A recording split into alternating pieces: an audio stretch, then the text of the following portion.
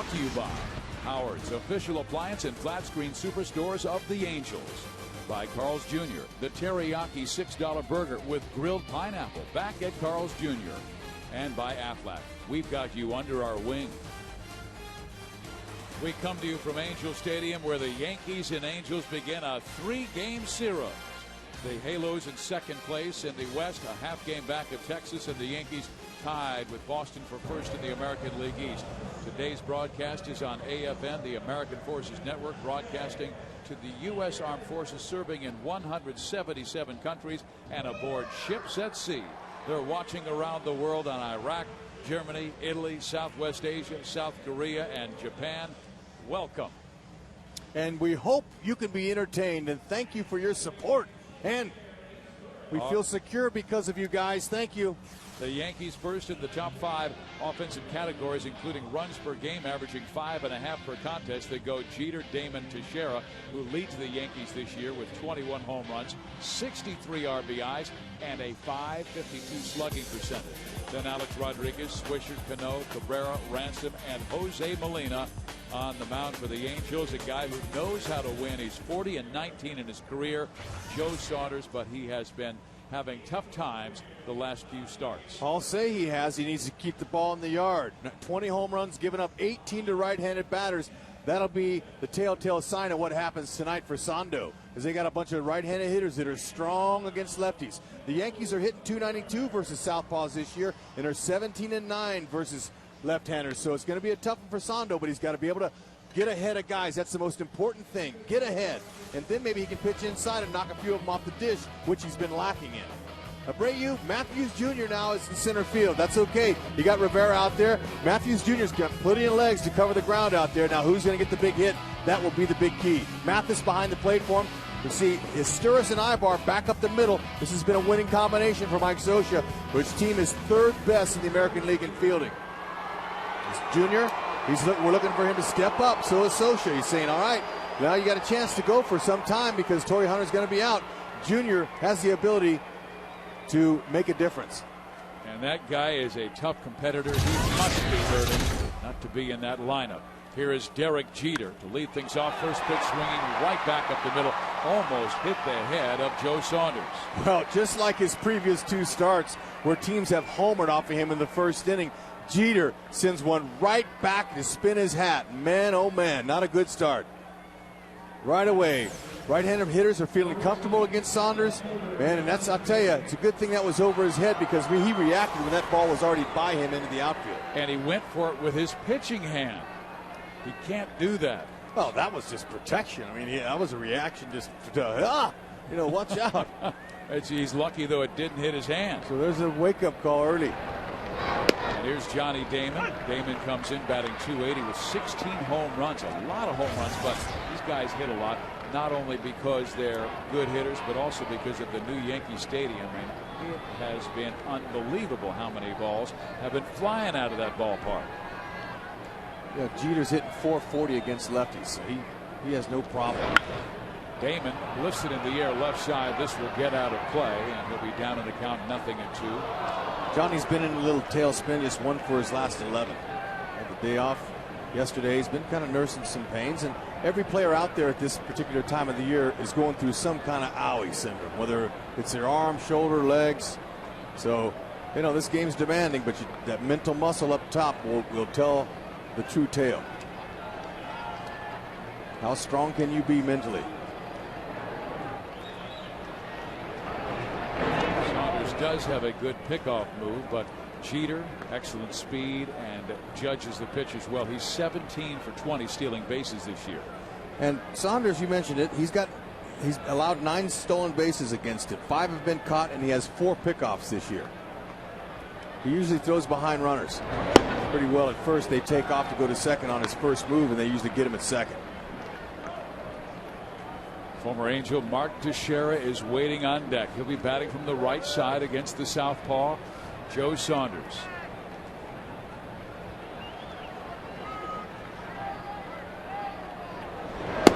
Damon takes down low and outside. The Angels have lost 2 of their last 3 to Texas and have lost 7 of 9 to the Rangers this year. Texas in first place. They're taking on Seattle tonight. Scott Feldman against Garrett Olson. These guys at the top of their order, they can go deep. Damon's pretty impressive with a .263 average against lefties. And he's got 3 homers, so he'll handle change-ups, breaking balls, anything out over, he'll try to pull him to right field. In the last 2 starts, Joe Saunders has allowed 14 runs in just 9 innings.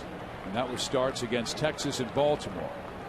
Commanded the fastball and commanded the count. Mike Scioscia said would be key. He had Damon down 0-2. Now it's full 3-2. And Jeter's going. The pitch is chopped foul.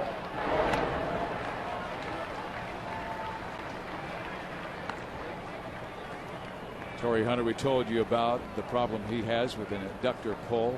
Out 3 to 4 weeks. Mike Scioscia told us before the ball game he is eligible to come off the DL July 22nd, but that looks like it will definitely be out.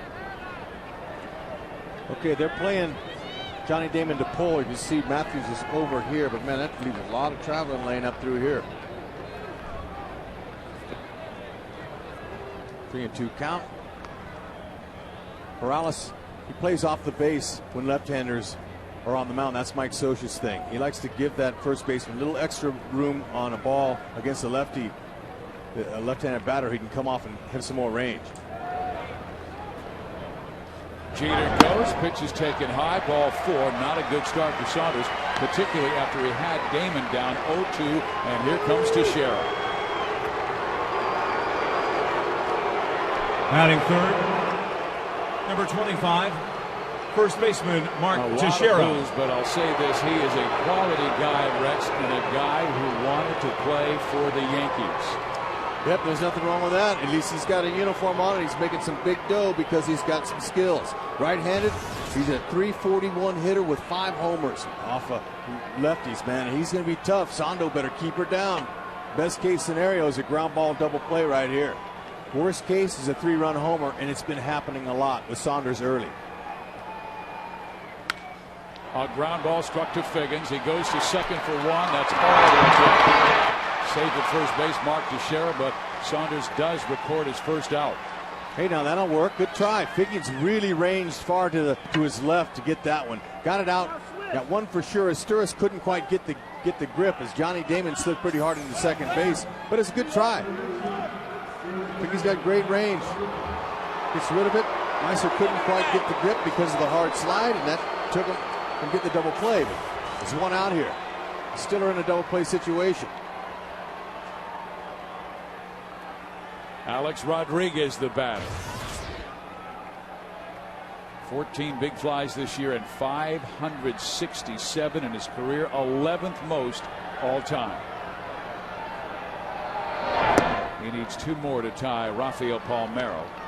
And this is a guy who spent the first 6 weeks of the season on the DL because of a hip problem. And lately we're talking about giving him a day of rest every single week because it's still not 100% in that hip area. Yeah, he only missed 28 games.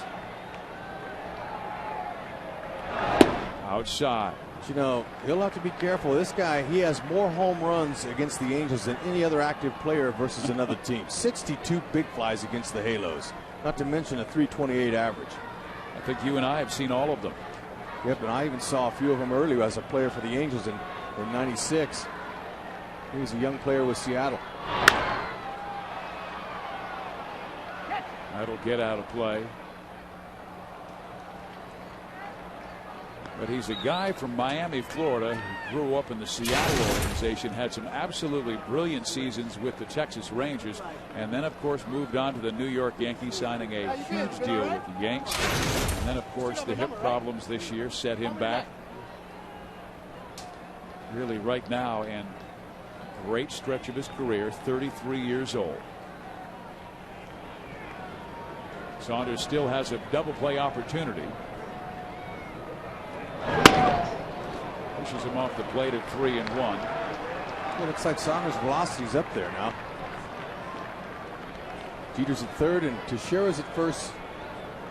3-1 count. He likes that ball. Anything out over the plate, whether it's belt high or ankle high, anywhere in that area, he's going to take a good pass at.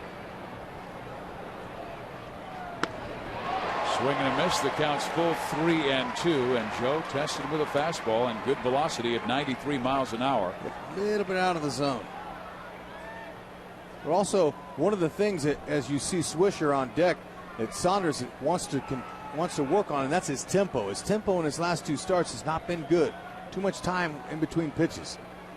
Mike Butcher said he told him to kind of pick it up a little bit out there. Sinker ball, you want to keep your defense ready. That's a gapper right center field. It will score at least 1. Matthews gets to it as quickly as possible and sends it back to the infield. And Alex Rodriguez with a double makes it 1-0 New York.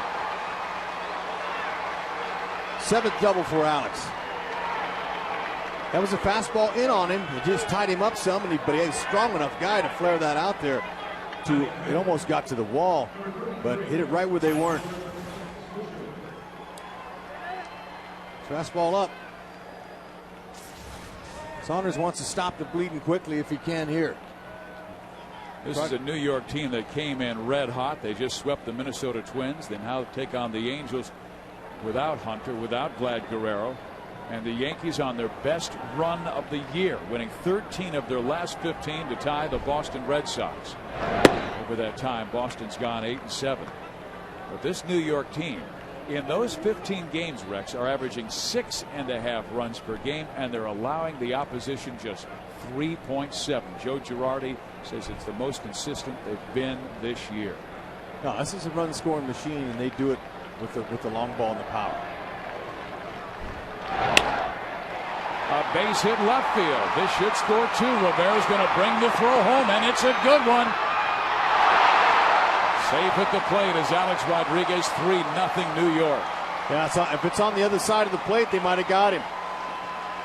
And Mathis, he took the throw on the right, on the first base line. That's where Juan didn't want to make it. Now, Juan's got 5 outfield assists this year. He's got a great arm. He would have had another one here had he put it on the mark. They had him by a mile.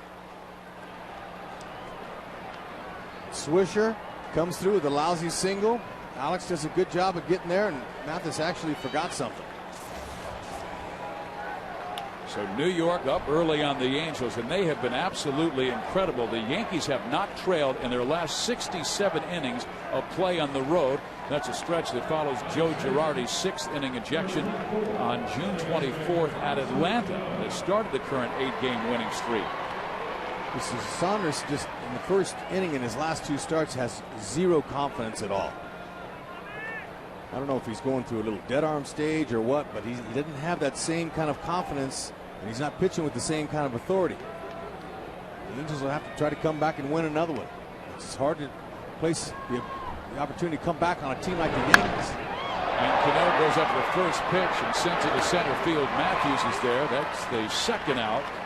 Hard to have confidence when you keep up giving up runs. 3 runs in the first inning. Joe's last start gave up a home run to Brian Roberts on the first pitch of the game. First pitch of the game here, spun his cap right back up the middle. Jeter did. Joe's first start against the Texas Rangers, Ian Kinsler, leadoff home run. 2 batters later, Marlon Byrd, 2-run home run. So it has been early troubles for Joe. And that's why, I know there's a lot of talk, Rex, about Hunter and Vlad Guerrero, but unless Saunders, Santana, and Lackey pitch well, the Angels won't have a chance in the American League West of staying with Seattle or Texas. They must pitch well to win. You're right. Offense is not a concern for Scioscia. It's the guys that are delivering the ball on the bump. That's a foul ball just barely, but struck well by Melky Cabrera. Yeah, we're going to show you those leadoff home runs. This is all in the first inning. This is in Arlington when they just really tore him up. Okay, first batter of the game. And then here's Roberts' first pitch of the game. 3 runs on 3 hits tonight in the first inning. Joe against the Yankees and Melky Cabrera. And that's in the dirt, blocked nicely by Jeff Mathis.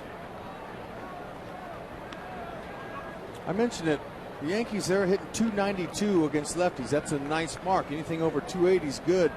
They're crushing them, and they're 17-9. So when I looked at those stats, I said, oh, the way Saunders has been going, it could be another long night for the Angels. He's going to have to battle and find a way of keeping his club in it. There's a ground ball short. Ibar gets the force. Inning is over, but not before New York gets 3 on the Angels' best lefty.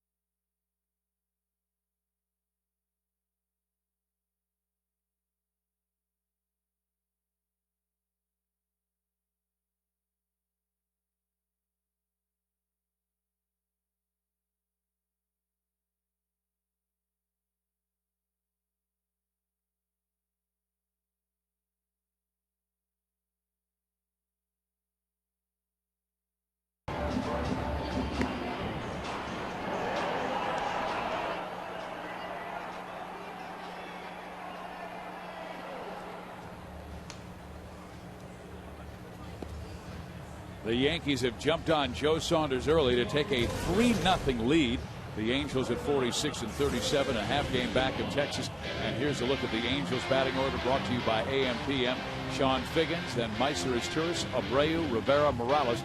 Mike Napoli will be the DH. It's his 10th start doing that this year. Matthews, Mathis, and Ibar going up against Justin Lewis Chamberlain, better known as Java Chamberlain.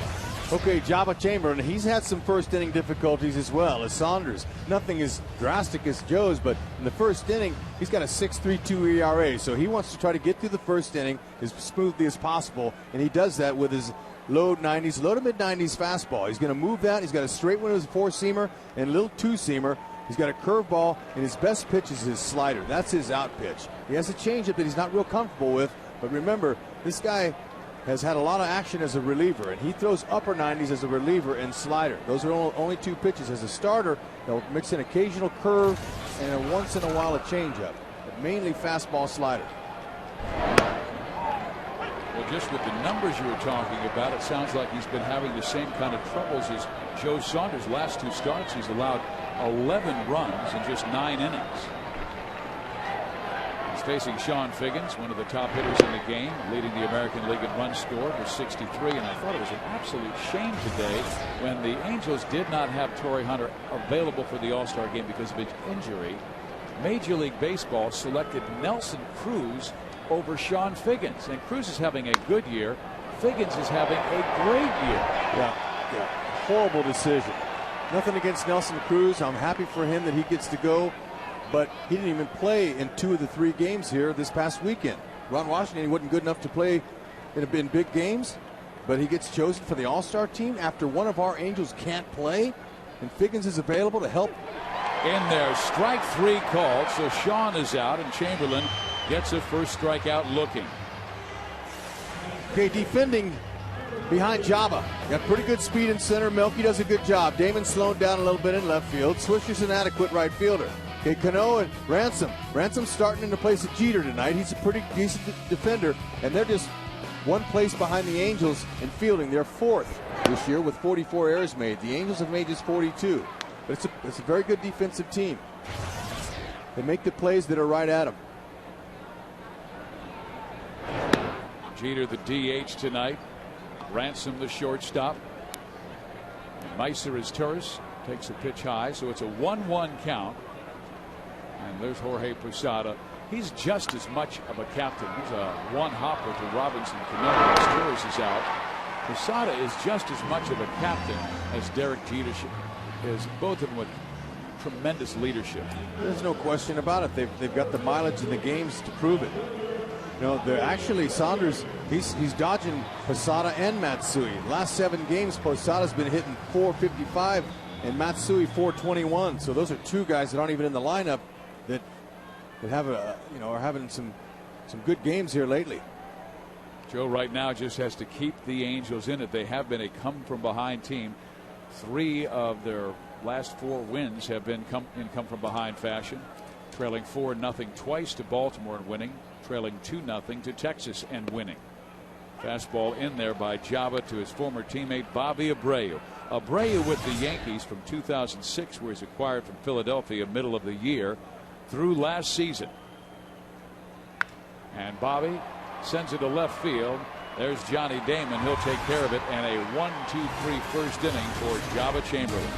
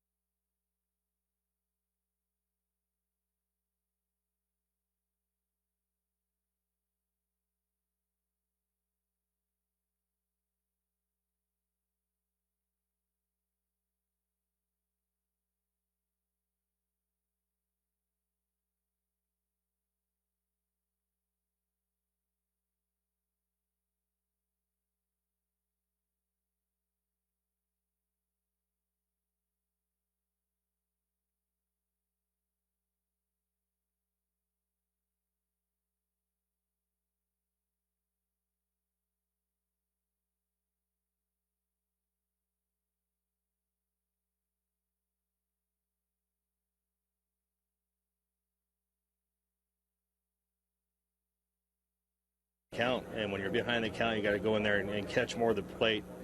And so, I mean, basically, Joe's got to go out there to start establishing, whether it's a fastball or breaking ball early in the count for a strike. And when he does, he's got to be able to put hitters away once he gets ahead. That's right. Listen to the ace mechanic. He'll help you through it. Joe Saunders didn't have a problem controlling the count in the first inning, but he had a problem finishing guys off. Classic example was his at bat with Johnny Damon. Gets ahead 0-2 and then walks him. Yep. Command issues early. But right now he's backs against the wall already, 3-0. He just wants to get back in his game a little bit.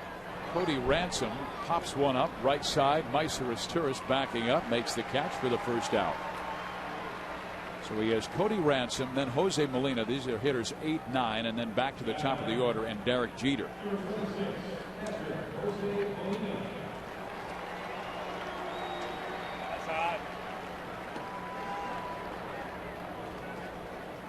Great crowd on hand here at the Big A. Game 1 of this 3-game series.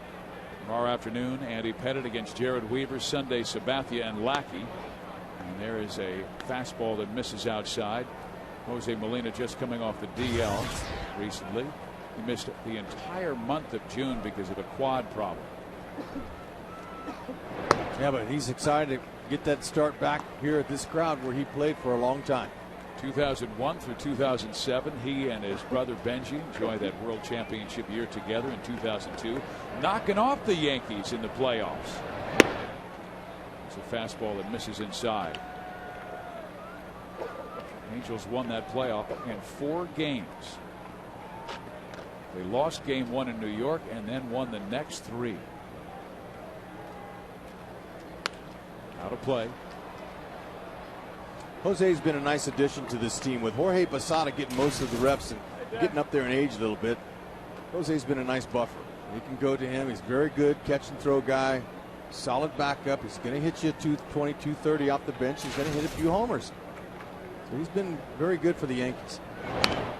He's hitting 273 this year, and his one home run was a grand slam.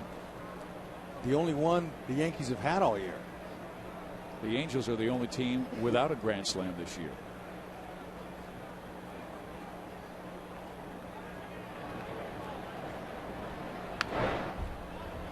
Trying to finish off Jose Molina here in the second inning. Angels gave up 3 in the first on 3 hits. Big hit by Nick Swisher to score 2. Joe's already thrown 30 pitches. 22 came in the first inning. First inning jitters settle down after. Full count to Jose Molina, 3-2. This is a very patient team. They are first in the American League in walks, first in on-base percentage.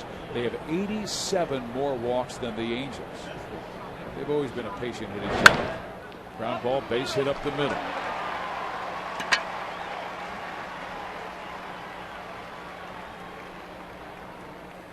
Saunders not being overpowering, so he has a difficult time if his change of speeds is not working and he's not locating. He's going to get hit. He will show you. He comes up. He's got a nice little break point between his knee and his glove hand. When they break, coming down, good smooth, staying on top. That's important with a sinker ball. It looks like he threw a changeup on that pitch. That's brought to you by Howers. Jeter went after the first pitch and lined it right over the head of Joe Saunders for a base hit. He would come around to score the team's first run. And there is a fastball in there. Strike 1. Remember that great game that Joe had against the Kansas City Royals at Zach Greinke? Yes. His first 16 pitches of the ball game were fastballs, and of his first 41 pitches, 35 were fastballs and 30 were strikes. Maybe he's lost a little confidence in that because he doesn't have, that extra hair on his fastball like he did earlier in the season. Might be tiring out a little bit here, but he's not confident with that pitch, or he'd be using that more often. It appears that his velocity is back after the last couple of starts. Looks good. He's just going to locate better. He's out over the plate up with everything. And then he aired that one out. Nothing wrong with that. And he's going to have to back some hitters off the plate. Can't keep giving home runs to righties at the pace he's been giving them. 18 to right-handed batters. I just wonder if that last pitch was set up either a two-seamer or a changeup away, and that's the pitch that gets Joe a lot of double plays. Coming inside, and Derek fouls it out of play. Jeter has grounded into 9 double plays this year. So he's an inside-out swinger. They try to pound him in lots of times with that fastball to make him pull the ball, but he still has a way to keep his hands inside the ball. This guy's one of the best players of his generation. On Tuesday, he will be playing in his 10th All-Star game. He received the most votes this year, almost 5 million. Ground ball. That's a foul ball. Jeter with 4,851,889 votes, more than any other American leaguer. And it came at a time where he got a lot of those votes late. And that's when the Yankees started building and crawling back against the Boston Red Sox. Figgins got snubbed. He is very deserving, should be an All-Star this year, leading the American League in runs scored, on pace for over 120 runs, and playing Gold Glove defense.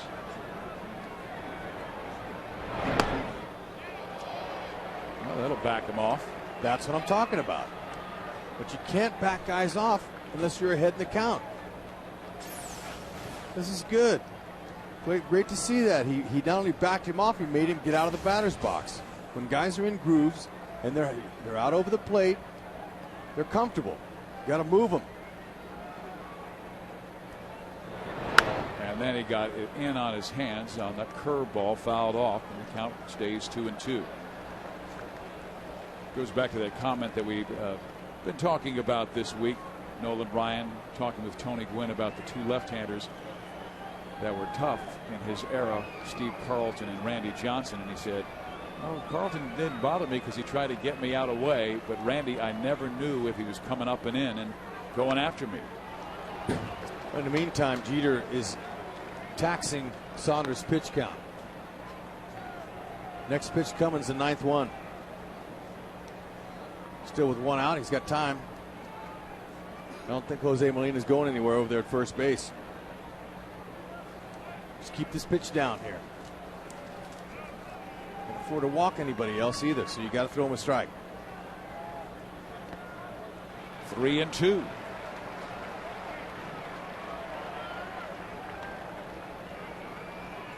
Mike Butcher trying to get 3 of his starting pitchers back on beam. Santana, Saunders, Lackey have all struggled in recent starts.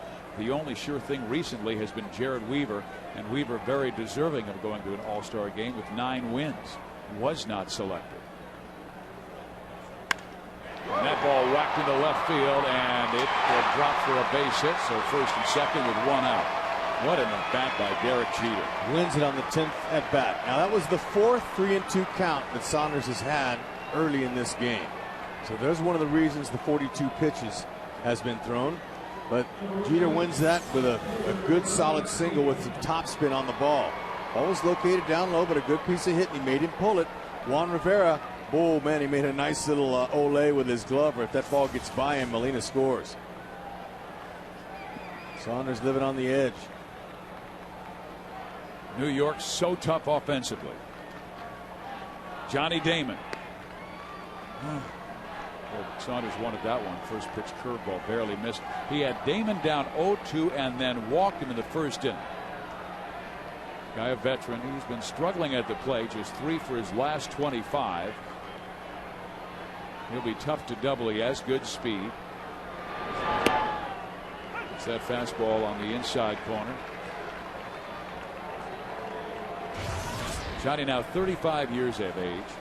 Out of Orlando, Florida. He's played for Kansas City, Oakland. He's now with the Boston Red Sox. Won a world championship and then came across to play for New York. The 1-1 just missing outside. Man, those are good pitches. Saunders wants them.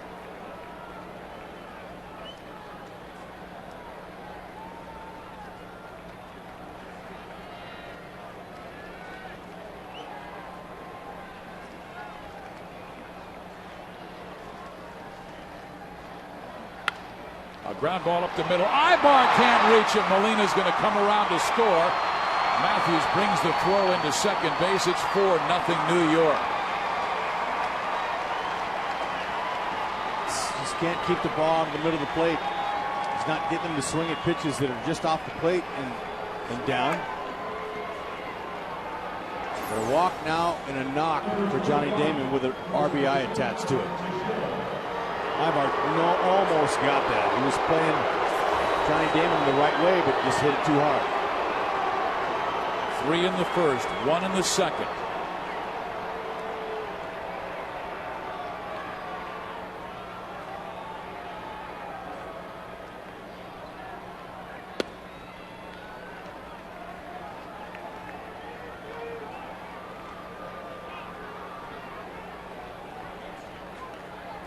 Texas looking for a cookie out over, and he knows what to do with it. Angel fans, they got to see a real pro hitter from both sides of the plate last year for 2 months.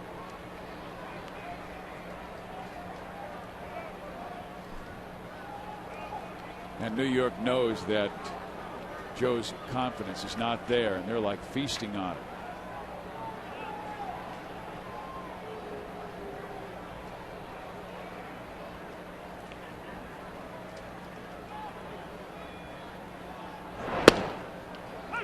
Catches the outside corner. 1 ball, 1 strike. Teixeira had a slow start.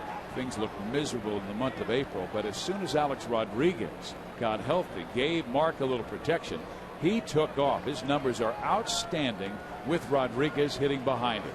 Yeah, he's just a very disciplined hitter.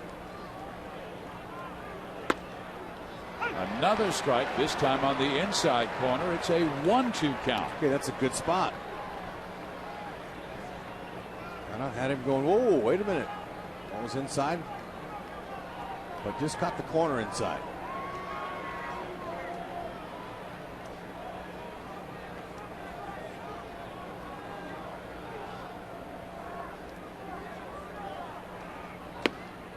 Ooh, where did that miss? Pretty good spot. Joe just needs to keep his cool out there and keep his composure. Just go ahead and keep the tempo working good and try to get through this inning here.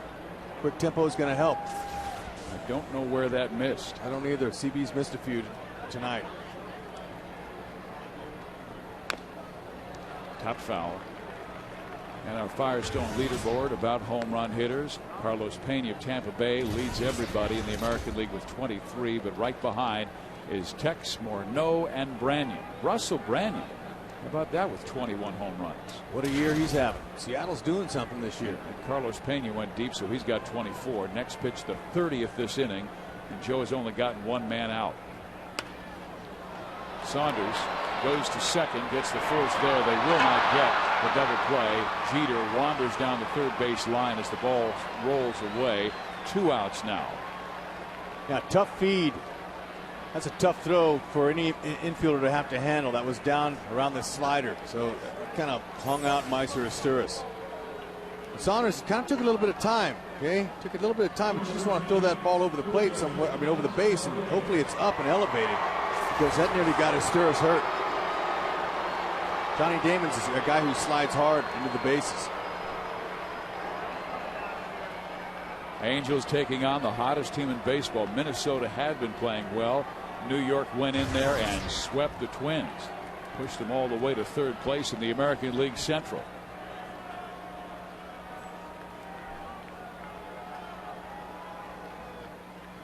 Rodriguez swings at the first pitch, so Joe does not throw him a fastball, and a swing and a miss, strike one.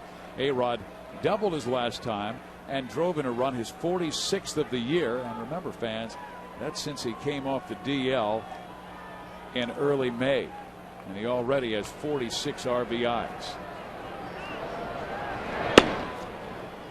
Mike Butcher, I had a meeting with him this morning or this afternoon here, and he said, you know, our pitchers, they've got to be able to pitch to contact instead of pitching away from contact. They've got to be, you know these guys can swing the bat, but you got to be confident. You got to be convicting with your location and your change of speed. You got to be ready to keep the ball down. It's a hanging curve. It was a nice pitch there. I remember that old Sandy Koufax line where he said, I became a better pitcher and a strikeout pitcher when I tried to make the hitters hit the baseball rather than try to make them swing and miss. That's what Butchie's talking about, saying, look, you know they're going to swing. Don't be afraid of that. Well, he backed him off the plate. That's 2 times in this inning where Joe's come inside with a favorable count. Didn't work with Jeter. Well, you got to keep doing it, though. No question. Guys are really comfortable in there. In the air, right side, but out of play, and they'll try it again at 2 balls and 2 strikes. Saunders has already thrown 57 pitches. Obviously, he's not staring in the face of a complete game. Java Chamberlain, meantime, has thrown only 9 pitches to get his 3 outs in the first inning. Plenty of time to go. Sure knows he's got to grind it out. Doesn't have his best command, best stuff yet. But if he can keep the club in it and allow the Angels an opportunity to come back. He struck him out. It was a good off-speed pitch. 1 run in the inning, 4-0 New York.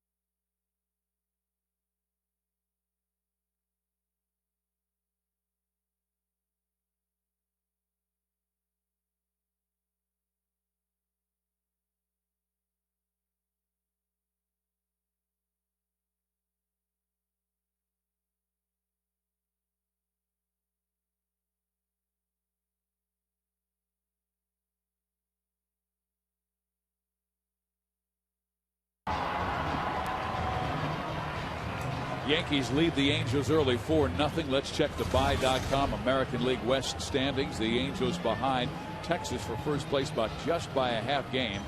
And the Mariners, they've been playing great baseball of late. And they beat the Rangers last night. Performance by Felix Hernandez that was according to his recent history, and he has been remarkable. Gave up 1 run in 8 innings, and Seattle rallied on a 3-run home run by Franklin Gutierrez off of C.J. Wilson late in that game. Now they're up 2-1 in the third now on the Rangers. Seattle leading in the third up at Safeco. Here we go to the second inning of play for the Angels. Juan Rivera, former Yankee, then Kendry Morales and Mike Napoli. See if the Angels offense can try to get in the game here. Chavez looking like he's mixing a few. He's not just coming out with that fastball like he normally does.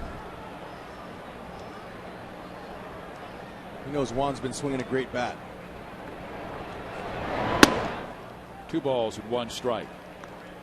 Now his batting average is .313. He's creeping up there. He's 9th in the American League and out of 10 in batting. .313 average. Playing every day now. And the Angels really need him. It's a 2-2 count. Juan thought it was inside because of the injury suffered by Torrey Hunter, an adductor strained in his right side. Vlad Guerrero strained muscle behind his left knee. Vlad's already missed 38 games to the DL. Finally finding a little rhythm, and then he gets hurt again. 3 to 4 weeks, both will be gone. Here's the pitch swung on, sent to center field. That's a base hit. So Juan Rivera is the Angels' first base runner and starts the second inning well. Angel fans, be a part of history on Thursday, July 23rd, as the Halos unveil the official 2010 All-Star Game logo. In addition to the unveiling, fans can purchase official 2010 All-Star Game apparel at any of the Angel Stadium merchandise locations. You won't want to miss out on this historic night, so log on to angelsbaseball.com and purchase your tickets today. That's right. It's going to be awesome. Midsummer Classic coming to the Big A next year. Here is Kendry Morales, and he takes a fastball, strike 1. Morales hitting .283 with 14 home runs. And he's been playing very well with a 13-game streak. And he seems to be getting it his first at bat, adding to that streak. Yep.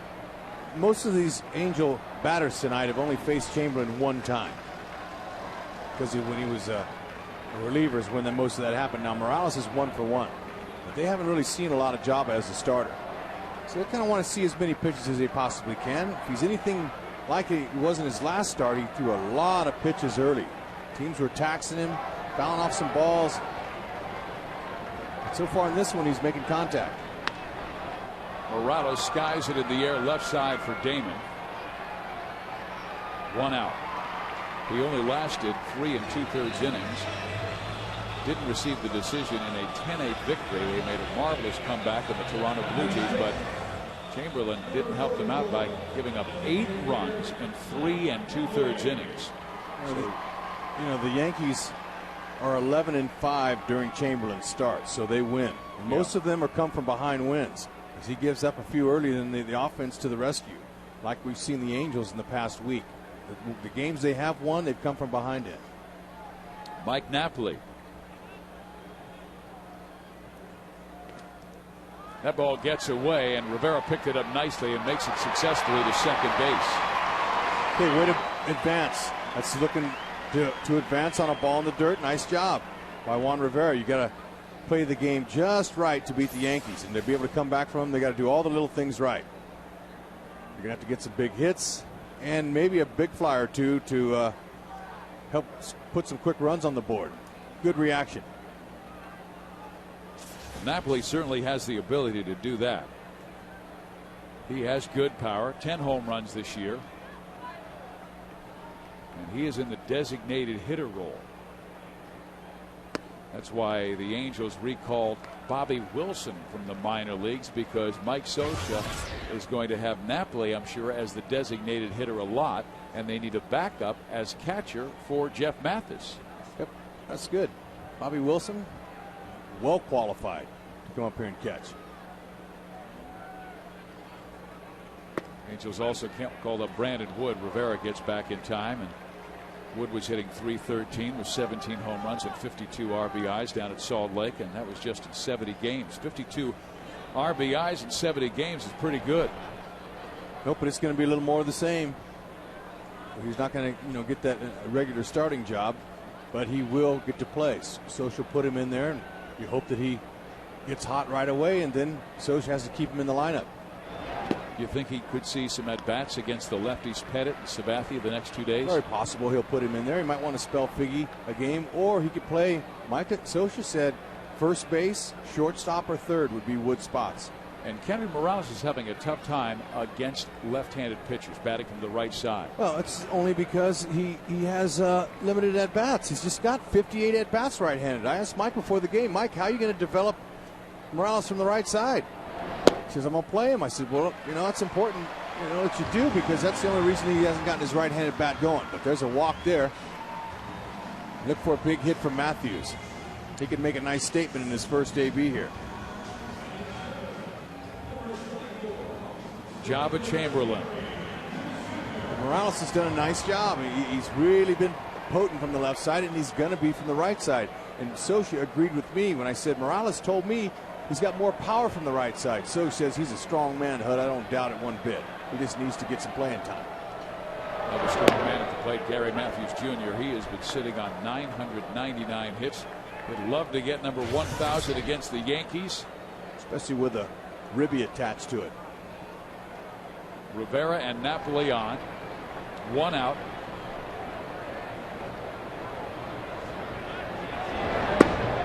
Outside. Yeah, that's a little two-seam fastball. He's got a four-seam fastball. We've seen a few curves, but his slider is really his out pitch when he's got two strikes on a bat. Don't see the changeup that often.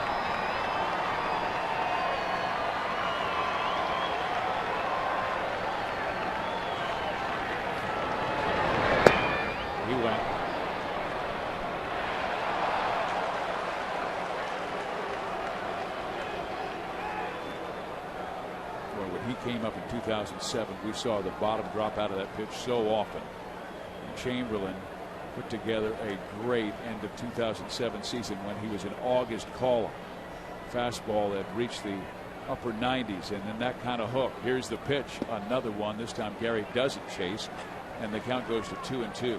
Okay, Chamberlain, he's given up 5 home runs to left-handed batters and a 257 average. Righties have hit him at 293 with 6 homers. So, he definitely is not missing some bats.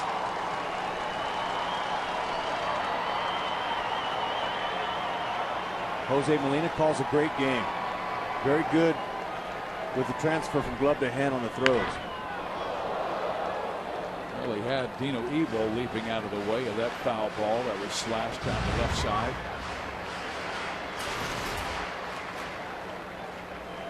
Gary Matthews Jr. will have his opportunity to play a lot. He wants to show Mike Socia that he can put up good numbers with Torrey Hunter sidelined 3 to 4 weeks. And it's a great opportunity for him. Trade deadline coming up 31st of this month. He's got a chance to play a little bit now and maybe increase his value.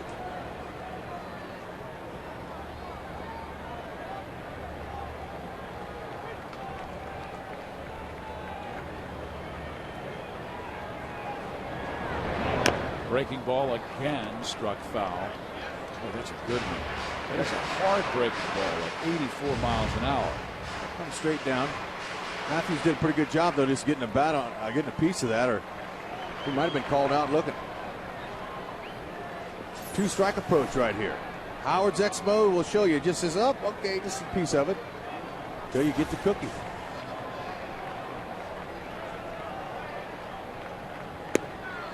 It's full 3-2, and now he can look for strictly a fastball. You would think, but Java might try to mix in a changeup or a curve, but it's early in the game here. He's got a 4-0 lead. Go ahead and challenge him. You would expect that here. The next pitch by Chamberlain to Gary Matthews will be the 8th.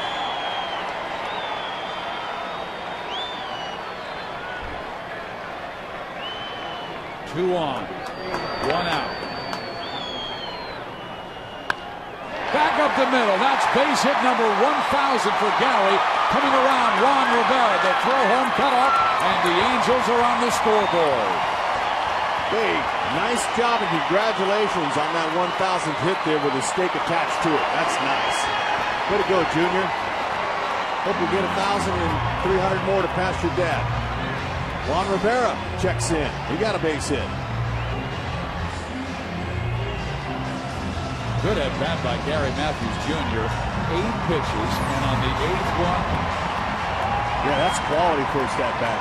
You kidding me? You see that many pitches from a guy you haven't faced before. Now when Junior comes up again, he's going to be in another good situation because he's already seen all the pitches he's thrown. Here is Jeff Mathis. Good breaking ball in there for strike one. Jeff put together one of the better at-bats this week on Monday against Texas. He didn't swing at a pitch from Kevin Millwood until the count was 3-2, and then got a fastball and lift off the 3-run home run. And so Jabba obviously first 2 pitches breaking balls know all about Mathis, even though his batting average isn't going to scare anybody at 198, but he certainly can hit with runners in scoring position. 314. The offense is in the game now. Swings at the breaking ball. It's 1-2, and Chamberlain may not throw him a fastball in that strike zone. See, now that was a good swing count there for Jabba. 1-1. Now it's 1-2. There's a lot he can do, but that's 3 breaking balls in a row. Mathis was guessing 2-0 fastball, or excuse me, 1-1. He was guessing for a heater. Still hasn't thrown him one. There's a show me fastball at 96. As we said, we doubted any would be close to the strike zone. But if they are, that's what hitters wait for. You've got to wait for that mistake. He's not perfect.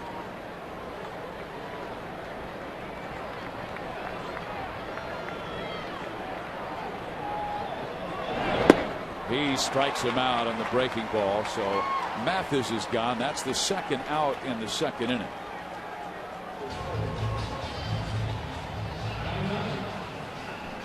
Once again, we'd like to say hello to the servicemen and women throughout the world representing the United States, and we have the Yankees and Angels game for you. It's going out to 177 countries and ships at sea. Thank you so much for your service. No question. You're watching Eric Ibar here, the last Angel batter in the 9th and the first time around. Fastball low and in, ball 1. Ibar putting together a good homestand, 6 for his last 16. He's bumped that batting average up to 282. Still a young player, just 25 years of age. He can really fly. 18 infield hits off of Ibar's bat means he doesn't have to hit it right at a defender. If he does, it's a foot race. Any chopper, any ball to the right or left of the defenders, they make it close because he can really fly. If he wants something clean, get through the infield if he's going to score an apple.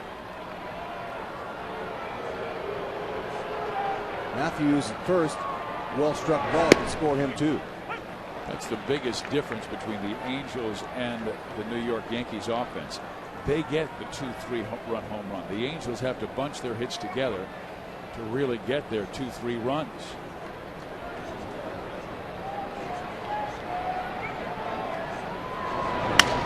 Broken back ground ball up the middle. Cano gets it to Jeter in time, or excuse me, Ransom in time, and the inning is over. But the Angels score a run on 2 hits.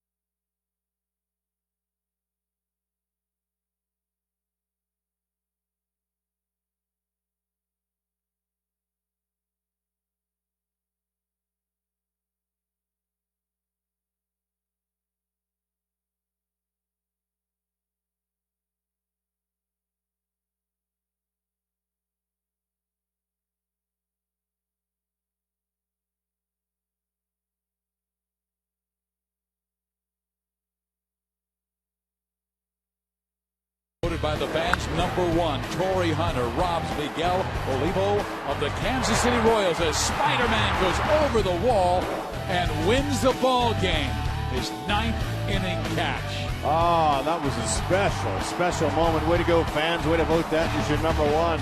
I got to agree with you. That guy can win games with his bat and his glove. That would have tied the ball game. The Angels then got the final out and won that ball game. What a play by Torrey Hunter. Was selected to go to his 3rd All-Star game. Obviously will be unable to play because of the injury he suffered, but he was so proud to go his first time as an Angel. Those 2 times were as a Minnesota Twin. Well, how about a little more greater efficiency by the 2 pitchers, because they threw 65 pitches in that 1 second inning. Joe Saunders coming out now. It's Nick Swisher, Robinson Cano, and Melky Cabrera. The ball just misses outside. Swisher with a great eye. He's walked a team high 53 times. Second base, Torres has it. 1 out. Torrey Hunter, Brad Guerrero both out. Torrey Hunter, he's been slamming into walls. This was a great catch against Matt Kemp and the Dodgers at Dodger Stadium. Then in San Francisco, a fabulous play, but he smashes into the wall, attempting to make a catch. And then that check swing in Texas really hurt him again. And he's been playing in pain, he said, ever since that Dodger catch. Well, he's been beat up a lot, no question. So I think that this is going to be a good thing for the Angels in the long run. Let him rest. Let him get himself back together again for a nice little run for the last 2.5 months of the season and see where they are. But right now, first things first, they got to pitch. You're exactly right. And Saunders had a rough first 2 innings, giving up 4 runs. Gets back inside on Robinson Cano. Saunders hasn't had any problem with left-handed batters, just coming in with a 200 average against and only 2 homers. It's the righties who he's got to really focus on. A lefty here and then a right-hander waiting in Melky Cabrera. Cano hit .318 against Southpaw. He's got a pretty good mark. 5 homers. He has put together a good year when you consider last year at this time he was only hitting .252, and a lot of people were talking about seeing him traded, but he's hitting .304 this year. Breaking ball misses. Melky came in a little better shape this year. He came in and, excuse me, I'm sorry, it's Cano. Cano, there's Melky. He's on deck. But Cano came in better shape this year and a little bit more sense of urgency, and that's helped his game. Focus. Ground ball first base. Henry Morales records the out. Joe Saunders gets the first 2 outs. Could Howie Kendrick be going through the same kind of struggles that Robinson Cano went through last year? Yeah, but Robinson Cano, he played every single day. What Howie's problems the last couple of years have been is he hasn't been healthy. He's missed like 50 games in each shot that he's been on the DL. Hamstring problems, and so he hasn't really had a chance to fill out his game and stay healthy. This is the year he was counting on to do that, but he was having so many struggles early that they had to send him back to the minors. Strike 1. Saunders would love a 1-2-3 inning here. Well, you bet, particularly after he threw almost 60 pitches in the first 2 innings.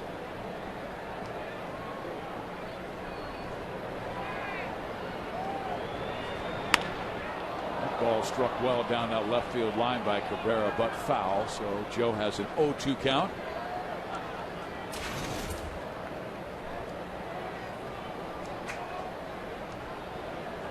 Mike Scioscia talks about it all the time. The most important part of the game, pitch execution.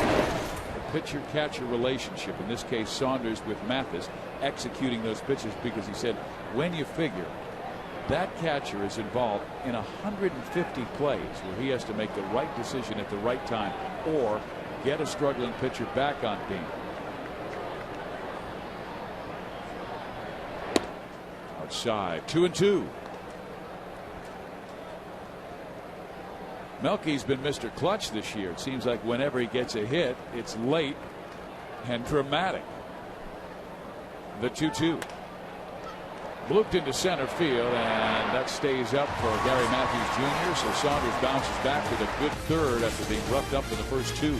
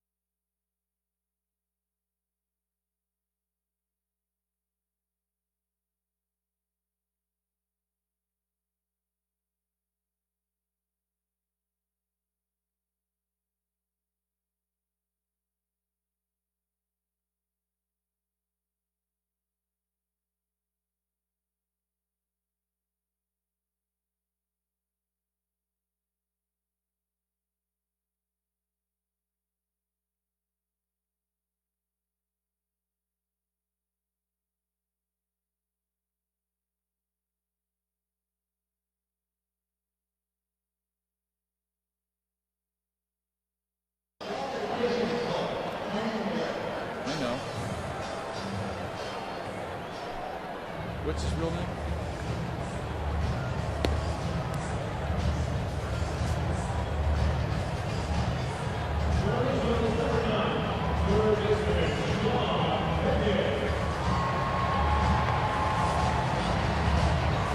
Bottom three we go. The Yankees with a 4-1 lead over the Angels. Jabba Chamberlain gave up a run in the second.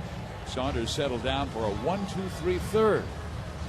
And Sean Figgins will start things for the Angels. He struck out looking against Chamberlain his first time up. 7 hits on the homestand.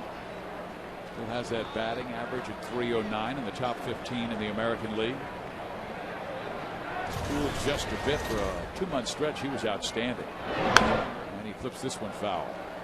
Yeah, he took a call third right down the middle fastball from Chamberlain in his first at bat. I think he wants to be on the aggressive side. He was just then.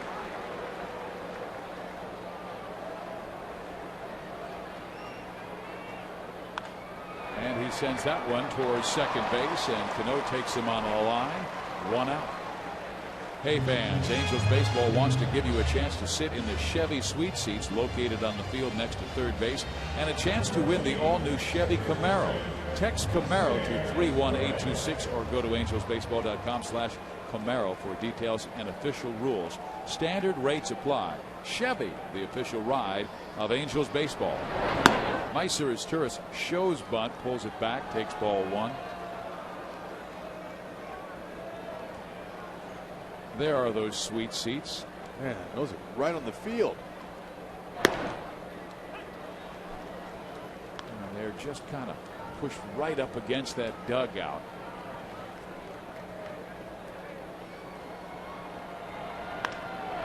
Center field. Base hit. So Meiser as Turris stays hot on this homestand, batting over 400 on this homestand against Baltimore and the Rangers, now the Yankees. That's right, make him 11 for 26.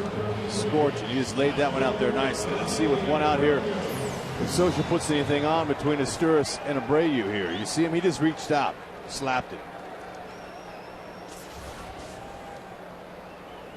So speed on. Good hitter up. The Angels could do some things with Bobby Abreu. New York knows him well. He hit .300 with 43 home runs and 243 RBIs in 2.5 years with the Yankees. 7 stolen bases from Meiser this year. He's been caught a couple times, but he could be off. Angels got a good arm, though. He sure does, but you know the Angels are going to have to pressure him some way, and their speed game has got to come into play in this series.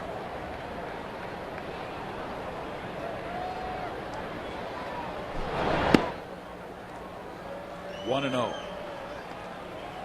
Yeah, they loved having him on the Yankee team, Abreu, but now they got to defend against him, and they're seeing what it's like. Every time up, this guy puts an A+ at bat on. He lined out to the left fielder in his last at bat. I mean, right on the screws, he hit one.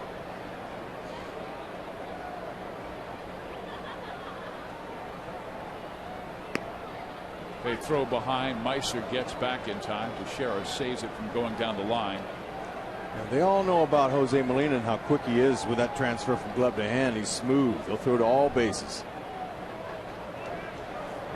All three Molina brothers playing in the major leagues. Benji with San Francisco, Yadier with St. Louis, and Jose with the New York Yankees.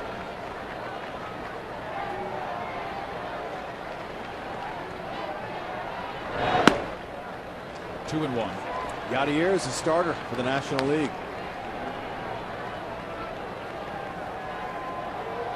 All of them have World Series rings. I don't know if we'll ever see that again. Three brothers, all catchers, and let alone all three of them with the ring. That's what players play for. Congratulations. And they credit their dad for teaching them so well. As Turris goes, Bobby swinging, drives at center field. Cabrera has it measured. He hits the ball and makes the catch. And as Turris must go back to first base. So two good at bats by Bobby Abreu, but picked the wrong part of the park. That's what they'll need to get back in this here. They could use it anyway, especially with Juan stepping up. Turris was running on the pitch. They had a little something going. Now there's two outs. When Juan Rivera came up with the Yankee organization, he signed with them at the age of 17. But he was always in the minor leagues because of who was in front of him. It was Paul O'Neill or Bernie Williams. And then later they would sign other players as well. And Juan Rivera finally got a chance in 2003 and played very well in the second half, but then was traded to the Montreal Expos. Spent a year there. And then, of course, traded to the Angels in the Jose Guillen deal that brought the Halos both Rivera and Turris.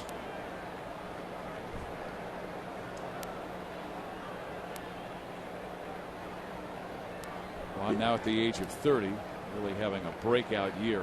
He's had a marvelous first half. Oh, I'll say they were patient with him. They knew what they had, though. The Angels. So did the Yankees. But, you know, at some point in time, when you're a young prospect, and Juan, he was with the Yankees for cups of coffee in 01, 2, and 3. But sometimes they'll use you for trade bait, and that's what happens sometimes with established players getting the majority of the reps up at the big league level. They trade their prospects off. Juan was one of them.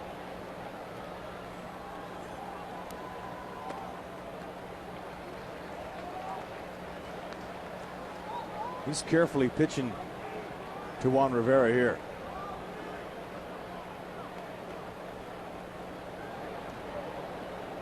Juan singled and scored the only Angel run in his first at bat.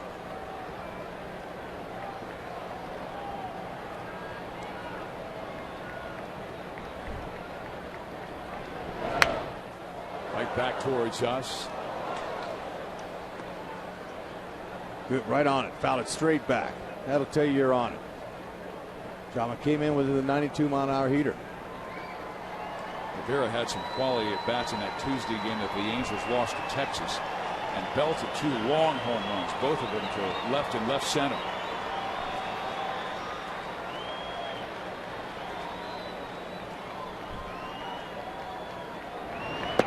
Swings and misses at a good off-speed pitch, and the count now evens at 2-2. Chamberlain's thrown 51 pitches, not yet through 3. Fooled Juan on that one, but we've seen Juan hit some home runs on some sliders from some right-handers, and that's his pitch. That's his out pitch. If he leaves anything out over, he's got the power to shoot the gap anyway. As Turris goes, the pitch is swung on and missed, inning over. Angels get a base hit but do not score. 4-1 New York going to the fourth.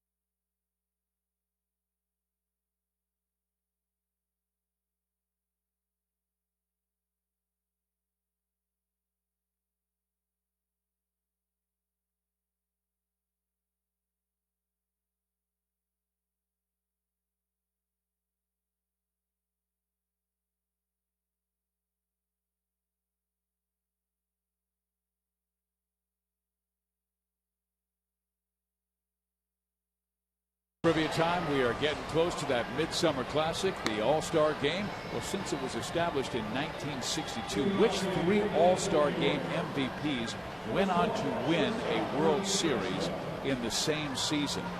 We will give you the answer later in the ball game, but one of the early All-Star Games in 1934, on this day in history, Rex, Carl Hubbell struck out Babe Ruth, Lou Gehrig, Jimmy Fox, Al Simmons, and Joe Cronin in succession. But the American League came back to win the All-Star Game 9-7 at the Polo Grounds. How would you like to have that to brag about later in life, that you struck out 5 straight future Hall of Famers in a row? Yeah, that's bragging rights. You got to be good to do that. We head to the top of the 4th inning. Hitters 8, 9, and 1. Cody Ransom popped up his first time against the Angels lefty. Molina then singled and came around and scored their 4th run. If the foul, that'll get out of play. And Joe has the count 0-2. Saunders has retired 5 straight Yankees since the Damon base hit. It gave them a 4-0 lead. The Angels came back in the second with a run to make it 4-1. Yeah, it looks like he might be settling down. That's a good pitch there. Now he's ahead of guy 0-2. That's good. Saunders needs to keep on that. Ransom, he's kind of a guy who's been around. He's been a Giant, came up with the Giants, had some cups of coffee for a few years for them, went to Houston, the National League, for parts of a year, and then found a home here in New York. And he's the guy who was the 3rd baseman for Alex Rodriguez when A-Rod was out in April with that hip injury. Yeah, more of a 3rd baseman, but he's an adequate fill-in to give Jeter a day off at short here and there. Cody now 33 from Mesa, Arizona. Went to the same college as Tim Salmon, Grand Canyon, Phoenix. Timmy's really helped out that program. A new clubhouse and dugout. Helped out that school so much. The 2-2, a swing and a miss, and a good changeup thrown by Joe struck him out. Baseball's biggest stars go head-to-head in the summer's biggest event as Fox brings you every thrilling moment of the 2009 Major League Baseball All-Star Game, with President Barack Obama throwing out the first pitch during the Pepsi All-Star pregame show. Coverage begins Tuesday live from St. Louis at 8 o'clock Eastern, 5 Pacific, only on Fox. So Ransom strikes out, 2nd K for Joe tonight. That's a nice sequence of pitches he threw. Backed him off. We've seen that more from Joe tonight. He's going to have to do it to stay successful. He's got a nice season going. He doesn't want to start going downhill now. He's got 8 wins. That ERA's on the rise at 4.44. 2-1. The Angels as a team, as a rotation, are 11th in the American League in starting pitching ERA of 4.75. And with the names like Lackey, Santana, Saunders, Weaver, you wouldn't expect that, but 2 have not been healthy. Here's a drive that Abreu will run down nicely in right center field for the 2nd out. I'll say, good jump. Now there's another guy here that the All-Star break's going to do well for. He could use 3 days off. He's been playing a lot, doing a lot of running out there in the outfield. He got a good jump on this and takes a perfect route.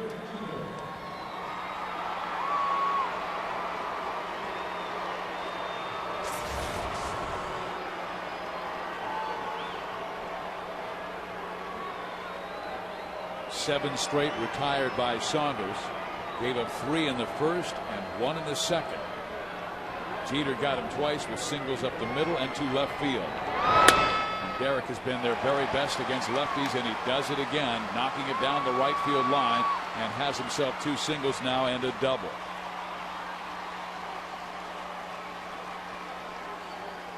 He came in batting .440 against left-handers. That's improved. And he's been doing it early. He looks for something early. He knows Saunders come in with the 2 guys ahead of him and threw him strike 1.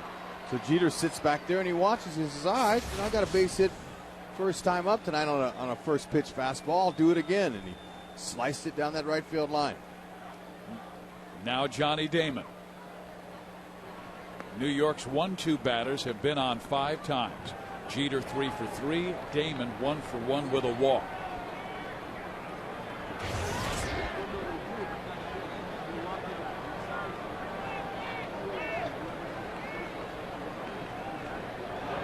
Damon starts with that open stance. He sees that pitch with both eyeballs. He comes in, he closes up that stance, and he's ready to hit. Some guys are successful hitting this way. Johnny Damon's been doing this a lot in his career.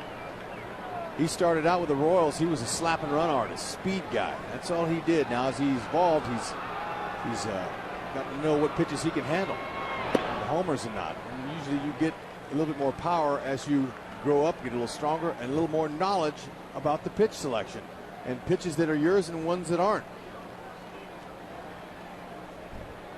So now when his legs are not quite what they used to be, his production with his bat is. 3 balls and 1 strike. He's made a nice evolution in his game. He's really rounded out, and he's become a superstar and a world champion. Johnny Damon can be proud of his baseball career.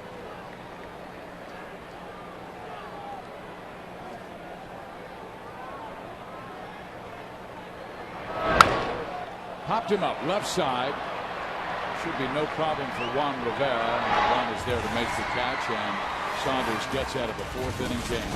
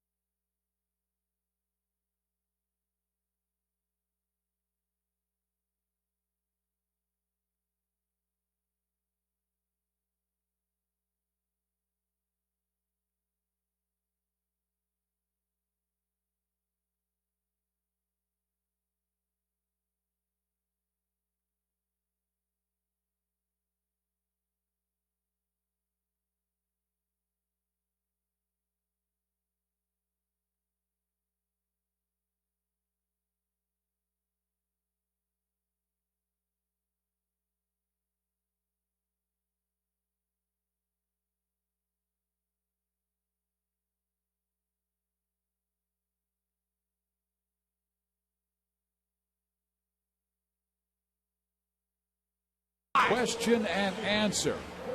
Since it was established in 1962, which 3 All-Star Game MVPs went on to win a World Series in the same season?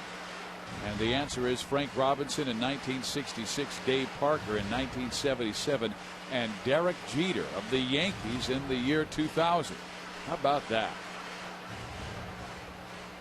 Boy, those are 3 great players. And Frank, of course, won that Triple Crown. Derek Jeter, having a terrific season, had more votes than any other American leaguer, 4.8 million.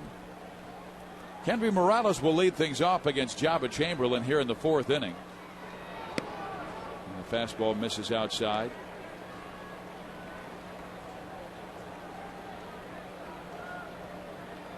Henry popped up to left field his first time up, and he swings and lifts this one foul and out of play. Yeah, going back to what Socha told me before the game about Morales, he says he's not a platoon player. He's not a guy who's only going to hit right-handed pitching. So that tells me that Socha is going to get him in there more regularly against lefties, like Pettit tomorrow. I would expect to see him in there. The Angels certainly need someone to provide the power. Hunter and Vlad Guerrero both gone 3 to 4 weeks. That's a base hit to left field. Continues. 14-game hit streak. Way to go, Morales, man. I tell you, in all these, he's been getting them in the first 2 at-bats of the night, so that's good. He can relax the rest of the time, keep that streak alive. Nice job. Make it 14-game hitting streak now. That's a career high. Nice stroke right here. Soft step right here with the foot. Hands come to follow. Stay inside it. Shot it right by A-Rod.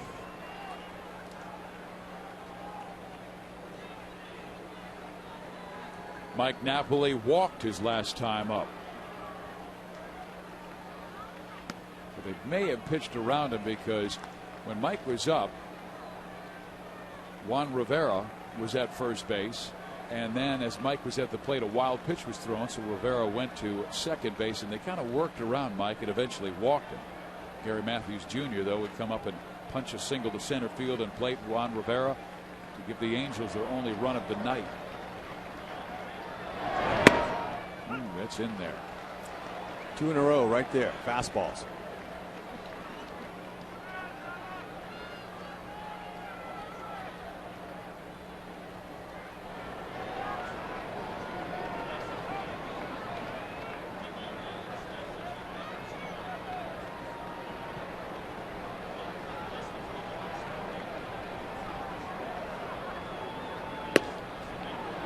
Eases him away. He has not shown him in this at bat that one curveball that's been so good for him, his strikeout pitch. He's struck out 3, struck out Juan Rivera on it, got Jeff Mathis on that curveball earlier.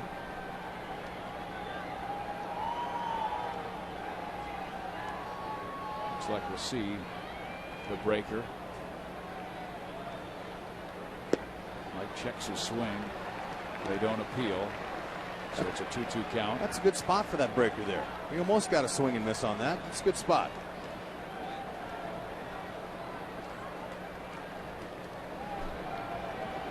All right, Jose. Fastball in the corner. Mike flips it foul back to the screen. Stay alive. 2 strikes on anything close. Texas has the lead over Seattle 4-2, bottom of the 5th inning. Rangers leading the Angels by a half game in the American League West. Angels have been able to catch the Rangers, who at one time had a 5.5 game lead back on May 30th. The 2-2. Back up the middle. A base hit for Mike Napoli. So a good start for the Angels in the 4th inning. And here's tonight's Land Rover extraordinary play. Gary Matthews Jr., his last at bat, base hit number 1,000 in his career. That's right, in a 9-pitch at bat. It was a beauty, too. Way to go, Jr. Nice stroke. Way to check in. That's Land Rover. And it was his dad, who played 16 years in the big leagues, who convinced him to turn things around as a senior in high school and hit from this side of the plate. And now that's his better. He has greater numbers from the left side. You're going to have better numbers because the ball's breaking into you. The percentages are better. You're making contact on one coming into you than going away. Tying run is at the plate. Gary with 2 home runs this year. A fastball in there for a strike. Chamberlain's now thrown 63 pitches, and he's just starting the 4th inning. Doesn't have an out.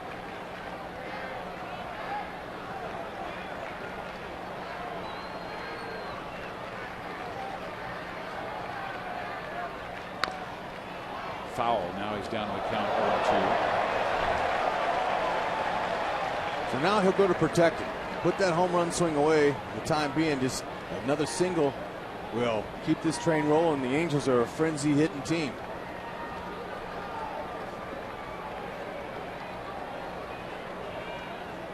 They score a lot of their runs by bunching singles and getting an occasional extra base hit. 1-2. Plate discipline has improved by all Angels this year. Their on-base percentage is now 5th in the American League, which is excellent. They've always been down at the bottom in that category, but they're getting better. Mickey Hatcher's mantra is put yourself in a fastball situation. Not this time, and it's a breaking ball that strikes out Gary.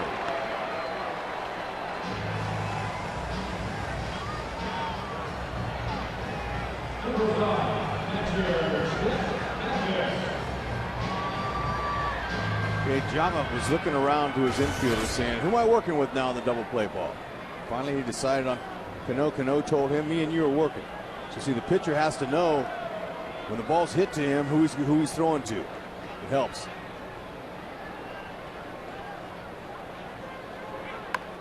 bunt by Jeff Mathis. Chamberlain up his third game time. The runners do advance. So a big hit by Eric Ibar could pull the Angels to within 1. And a nice job. He didn't quite get it down the line. If he wants a base hit, he's got to make that third baseman come in and field it. Now, Chamberlain, he's not the most athletic off the mound getting bunts, but this was pretty routine. His inexperience of being out on that mound every day, I mean every 5th day, sometimes those little bunt plays will overexpose you at times. He's still a young pitcher. It's the second straight time that Eric Ibar has been up with 2 on base. Last time, Chamberlain threw a pitch that shattered Eric's bat, and he rolled out to second base. There's a flare over the head and caught by Cano. Oh, man, nice catch. Another broken bat.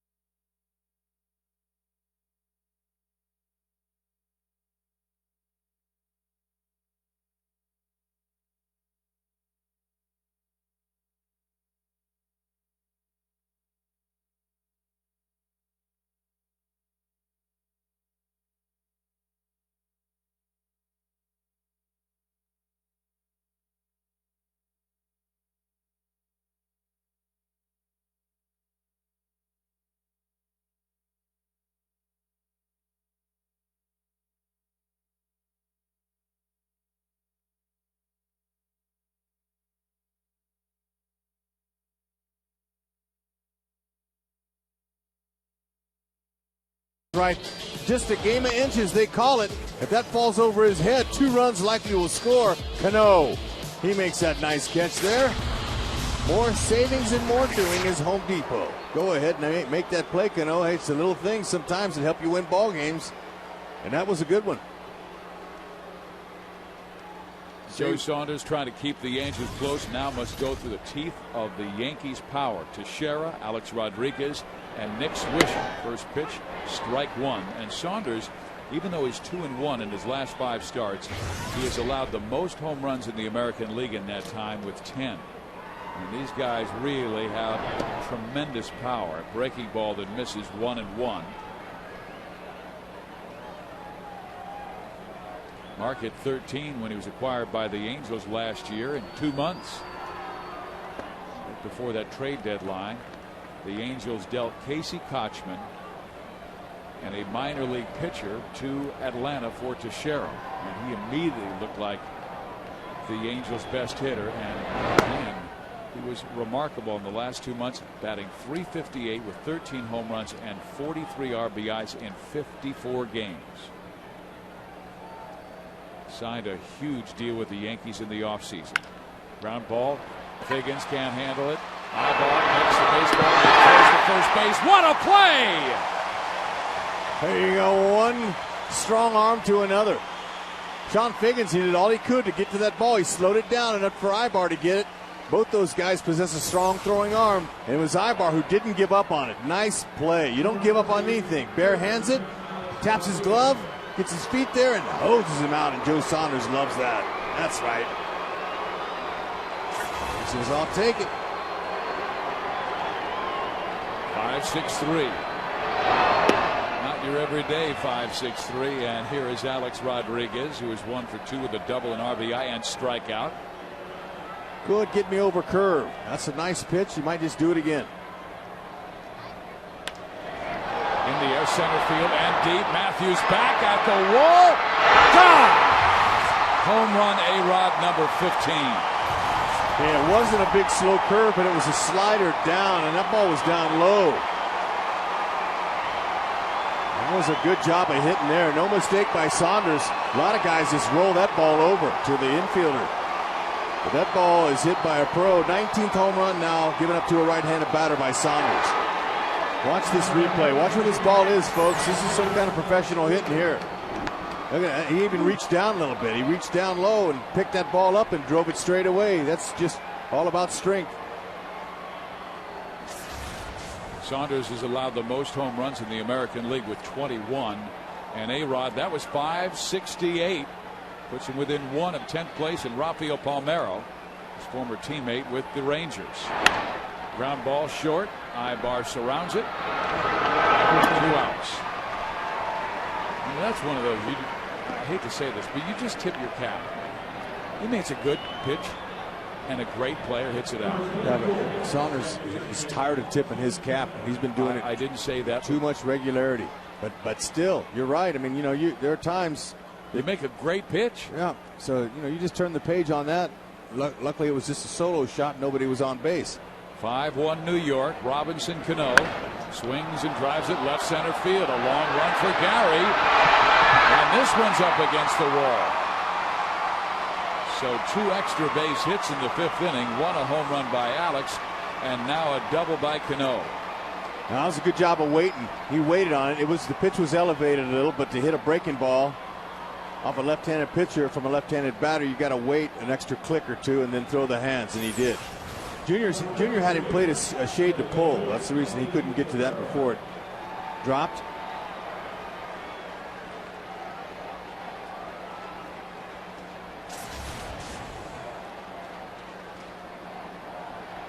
So they're going to put him on. The intentional walk of Melky Cabrera to get to Cody Ransom. Just came off the DL recently because of a quad problem. He was in a 60-day DL.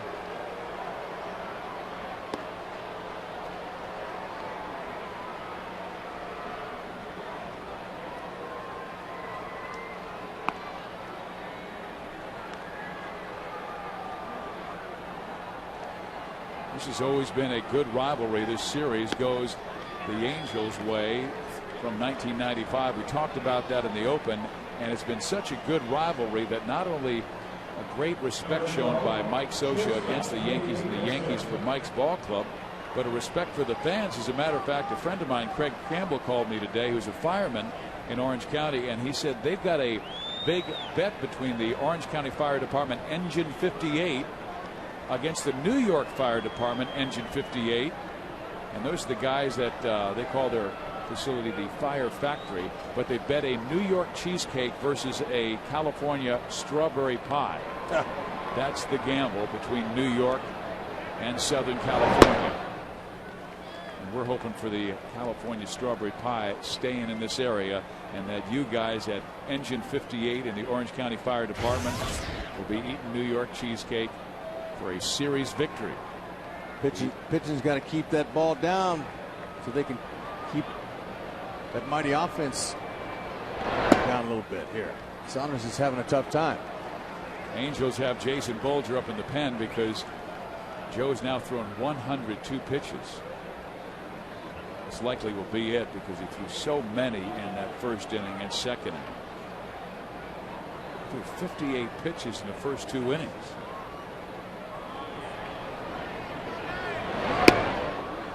Now he's falling behind Ransom. Staring in the face of loading the bases for Jose Molina. Yeah, Mike Butcher says, whoa, whoa, whoa, let me check it out here. Timeout. Let's go talk to Sando. While we have the time, fans, the next Kids Run the Bases of 2009 takes place following this Sunday's game. Move to the front of the line with a Junior Angels Kids Club membership presented by Fox Sports West for just $18. Junior Angels Kids Club members receive first in line access for Kids Run the Bases, an exclusive Junior Angels white or pink mesh jersey, and much more. Log on to angelsbaseball.com and sign up to be a Junior Angels Kids Club member today. And by the way, you youngins out there, the Angels have this great camp here at the ballpark July 24th, a special baseball day camp at Angel Stadium. And the camp will take place from 9 a.m. until noon and will feature instruction from Angel coaches Mike Butcher and Steve Solis, as well as autographs from Angels first baseman Kendry Morales and pitcher Matt Palmer. There's the 3-0, and it is taken for a strike. And cost for the day camp is $99 per camper and includes an Angels cap and 4 tickets to a future Angels home game. Wow. All proceeds will benefit the Angels RBI League. Just go to the website angelsrbileague.com to find out more. So your kid can come to camp for $99, but you get 4 tickets to go along with it. Exactly. And great instruction, and you get to meet a couple of halos. That ball hit in the air, foul territory. Abreu will give it a look, but that's into the seats. So he fought back to run the count full 3-2. Angels still in it, down 5-1. Joe's got to make some quality pitches to keep the Angels in this. He gave up 4 in the first 2 innings, then settled down.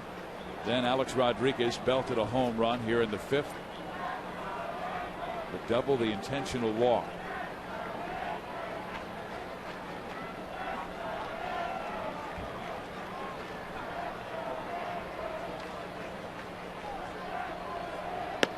Struck him out right down Catella Avenue. But Alex Rodriguez, heading towards the Hall of Fame, belted his 568th home run. Nearing the top 10.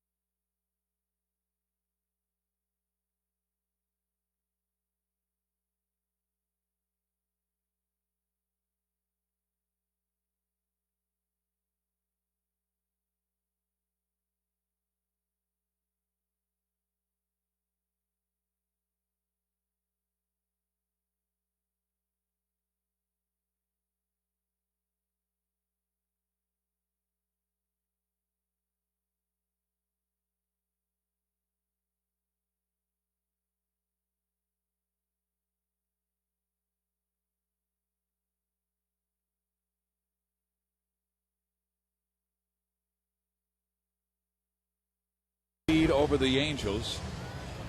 Jabba Chamberlain back to the hill. Thrown a lot of pitches, threw 468 pitches, but he got some help in that last top of the 5th inning when Alex Rodriguez belted a long home run. So he's doubled, he has homered, he's driven in 2. He now has 47 RBIs, and New York leads the Angels by 4. Sean Figgins will lead it off. He is struck out looking and lined out 0 for 2.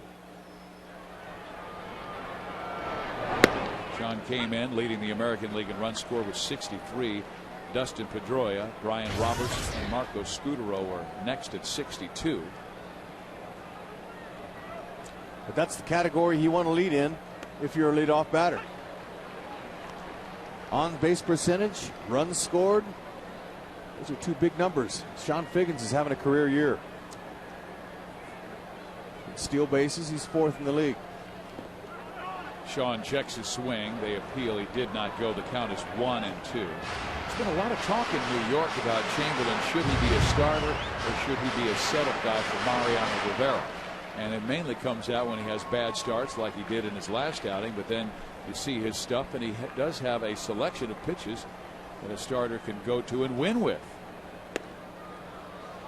And he's much different. He's going to throw upper 90s when he's a short guy in a closing, or excuse me, in a setup role. He's going to throw harder. But now that he's stretched out a little bit, he's going to throw a little bit less velocity and bring in another pitch, and that's been his curve. And the Yankees have not had great success. They have a solid starting rotation, but it has not been off the charts this year. Burnett, Sabathia, Pettit, Chamberlain, and Aceves. Chiman Wong is back on the DL. But they don't have one pitcher with an ERA under 3.7. And Burnett will get the call to start the second half, then go to CC Sabathia. Chamberlain's ERA is over 4 coming into this one. The 2-2 is sent foul. Yep. But the Yankees don't have an automatic 8th inning guy to set up Rivera this year, and that guy would do it. Yeah, Jabba could place that role, but I think they're going to go ahead and leave him in there in the rotation at least through the season. A flip towards left field. That's a base hit for Sean Figgins. Leadoff man is on for the second straight inning. Hey, just chipping away. Base runners is what they need. A couple base runners like last inning, but somebody's got to come through with a big knock. In that 4th inning, the Angels had a pair of hits, but then a strikeout by Matthews, a bunt thrown out by Jeff Mathis, and then Eric Ibar tried to dump one into right field, broke his bat, and a nice catch made by Robinson Cano for the final out. Here's Meiser as Turris, 1 for 2.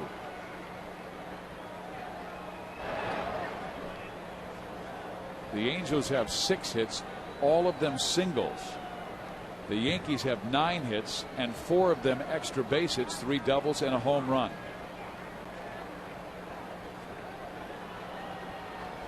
Figgy in the top 5 in stolen bases this year with 24. He's behind Carl Crawford by 20, who leads the American League with 44.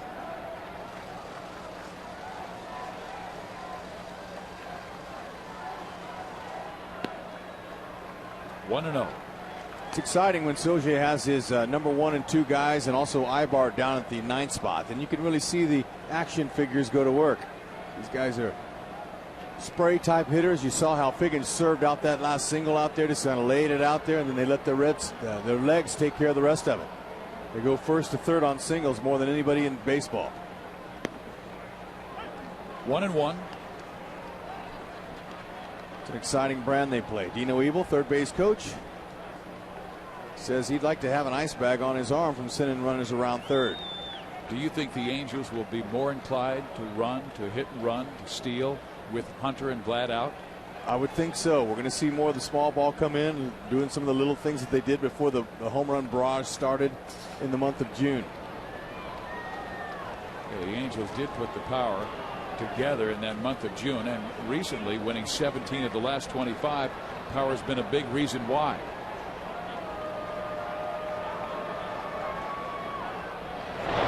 Angels have 38 home runs over that 25 game stretch, and that was after the club total just 44 home runs over the first 58 games. They're still well back of the Rangers and the Yankees for power.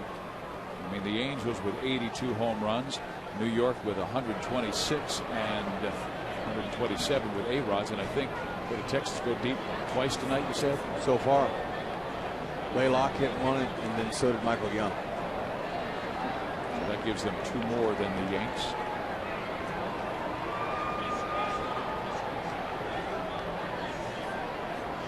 Figgins goes. Throw by Molina.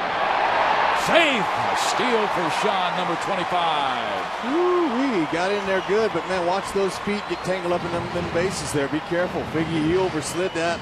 Don't want to catch a cleat or anything. That would really be tough for the Angels to lose him, but he had a lot going into this slide. Good jump. Molina's throw's not on the money if it's not on the bag. You see that front foot there? How the spikes went over the top of that base? Watch Figgy's front leg. That's how you twist an ankle big time. So you want to be careful of that. It was a good try. That was a tough slide, though. Good to see him in there.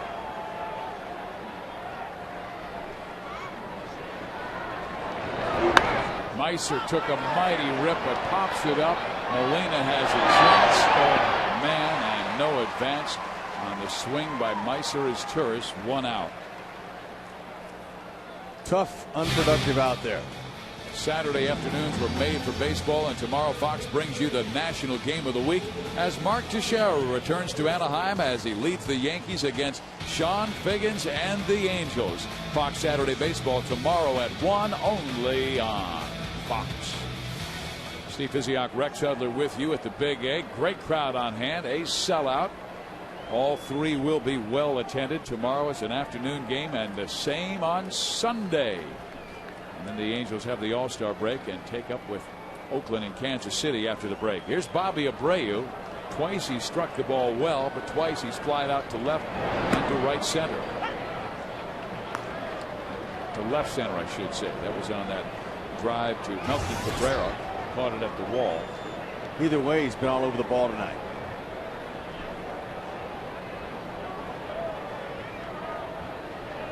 Two and a half very good years with New York.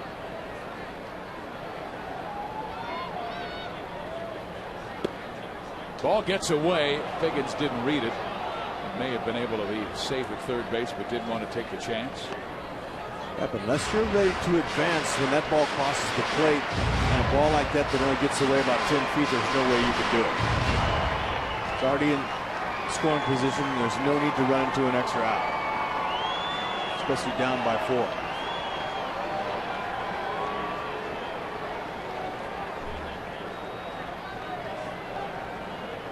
Chamberlain has now thrown 82 pitches, has just one out in the 5th inning, made a quality pitch to get Meiser on a 3-1 count to pop up to the catcher, Jose Molina. Yeah, that was the 15th base stolen off of Jabba Chamberlain.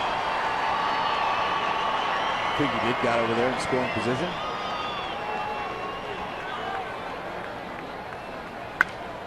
Base hit left field. Figgins coming around to score, and the Angels back within 3. There he is again. There's your automatic hit machine and run producer in Bobby Abreu. He's been fabulous. Since June 1st, he ranked 2nd in the American League with 31 doubles. Now make it 32. Or, excuse me, RBIs. Yeah, and he's been fabulous producing runs. Figgins, he got the job done. Esturris wasn't able to advance him, but he didn't need to. That's a good inside-out swing. The Angels with 7 hits, all of them singles. Juan Rivera can provide the extra base power. He has 16 home runs this year to go with his 52 RBIs. He has singled and scored a run, 1 for 2. And he takes a rip at a first pitch breaking ball, was looking for the heater, didn't get it. Strike 1.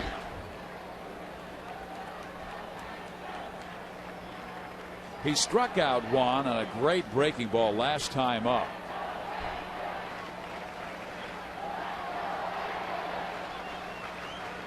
They've got to worry about Abreu, has 17 stolen bases this year. He does not go, and the pitch is outside, dropped by Molina.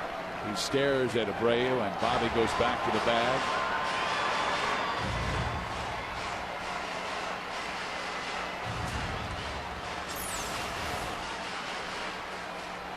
He thought about swinging, but he held up just in time.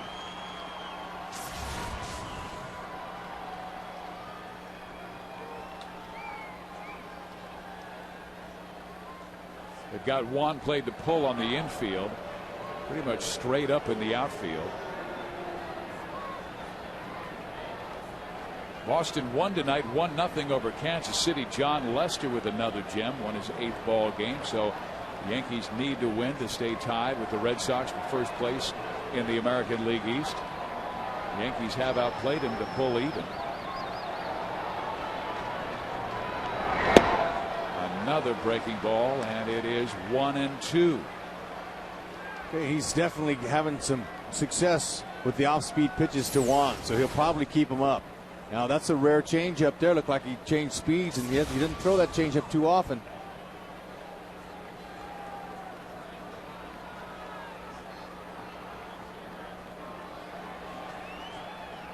That's a pickoff throw over.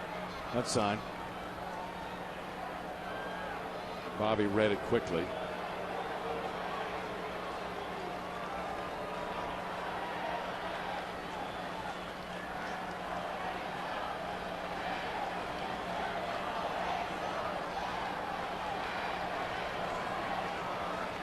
going over again.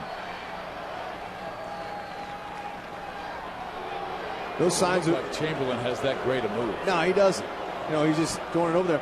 I mean, I think Sosha should continue to put the pedal to the metal, especially in a situation like this, to stay out of a double play. Juan has hit into a few of those, but the success rate has been high against Chamberlain. It's kind of slow home. So they're going to ask for a fastball away, and Bobby goes. The pitch is taken, throw by Molina, saved with a steal. 2 stolen bases in the inning. The last one resulted in a run. That's stolen base number 19 for Abreu. There you go, picking your spots. Bobby is. Expect him to go. You don't want to stay out of a double play, but he didn't peek back to the hitter, so that tells me he was trying to steal the base the whole way. Throws on the other side of the base, they might have gotten him. But this is how the Angels are going to stay in the game against these Yankees, is stealing bases and playing little small ball. A little surprised that Asturis didn't make a productive out that last one, but he's only human. It's not automatic every time, but he's really good. And it didn't hurt him because Bobby knocked him in from second on a single. But you got to do the little things right to beat this team that scores averaging 7 runs per game. During this hot streak, winning 13 of their last 15, they've been averaging close to 7 runs per game, like Rex said. Yep. And the Red Sox have been just 8-7. There's the breaking ball, popped up, foul territory, room for Molina. No. Still life for Juan at 3-2.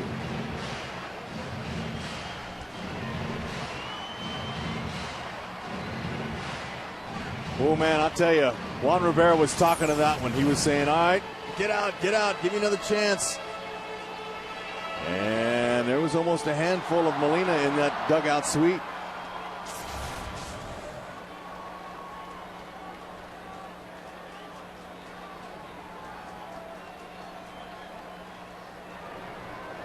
Abreu in scoring position. Angels trailing by 3. We're in the 5th. Slow roll to third. A-Rod checks the run. Throws wide. Safe at first base. And Juan Rivera tumbles across the bag and is slow in getting up. Oh, no. It looked like he kind of lunged at the base there, that last little step. And when he hit first, it was a combination of tripping and not having his balance. But it looks like he's all right. Slow to get up. He's not going to have any assistance coming out. But Alex's throw pulled Teixeira off the base, and this is a good break. Oh, actually, it was Teixeira who tripped him. So watch him. He hits the base here, but watch Teixeira. Teixeira's foot or his glove tripped him.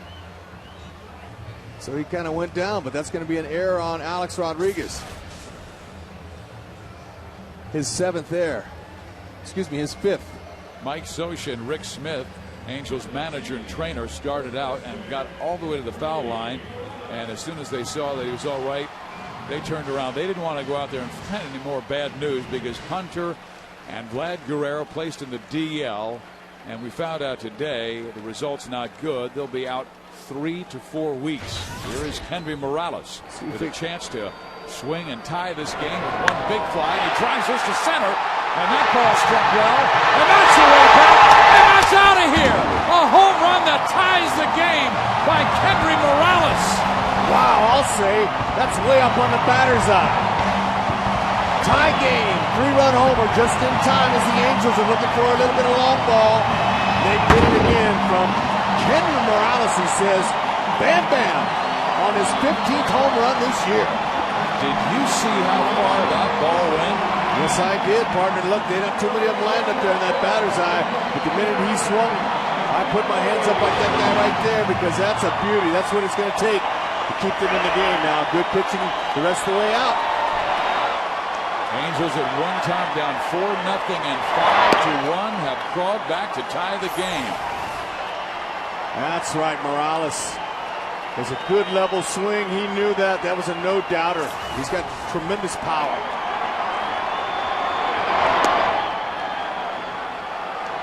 The Angels with 1 in the 2nd and 4 so far in the 5th. Morales with home run number 15.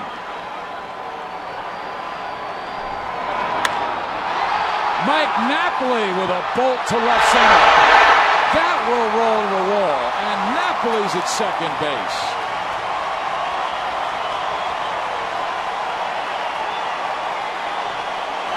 The last three starts for Jabba Chamberlain have been a struggle. Really battled through four, but now falling apart in the fifth inning, and out comes Joe Girardi, and we may see a move right here. We are, but I'll tell you what, way to make the error by Alex Rodriguez hurt. One swing of the bat's got the Angels back in it, and Jabba's going to the showers. We'll be right back.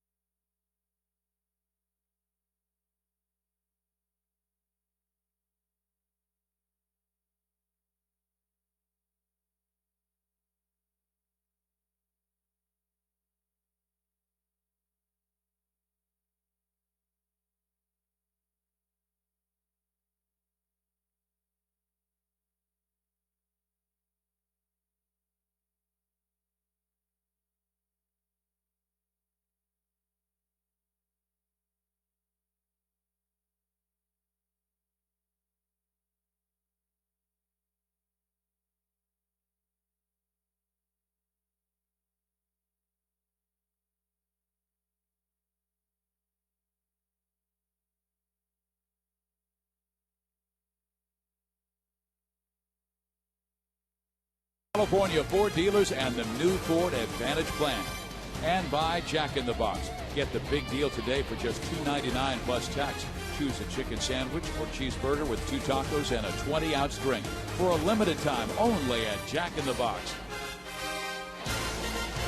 5-5 ball game. Whenever these two teams get together, there's a lot of action, and the Angels usually coming away with a victory.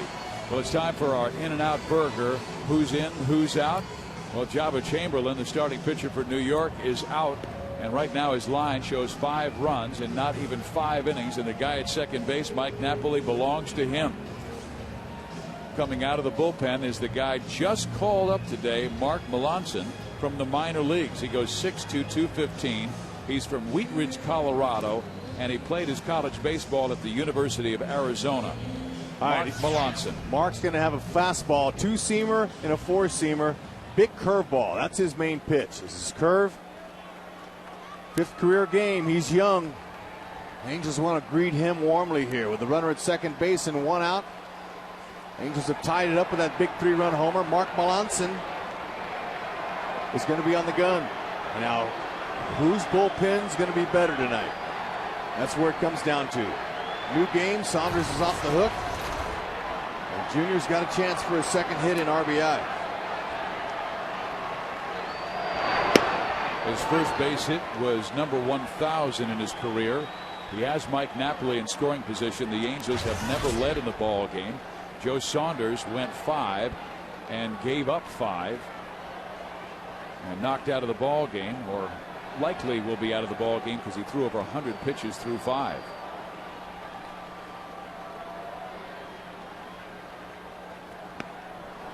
Come back inside with that fastball, and man, he can touch 95.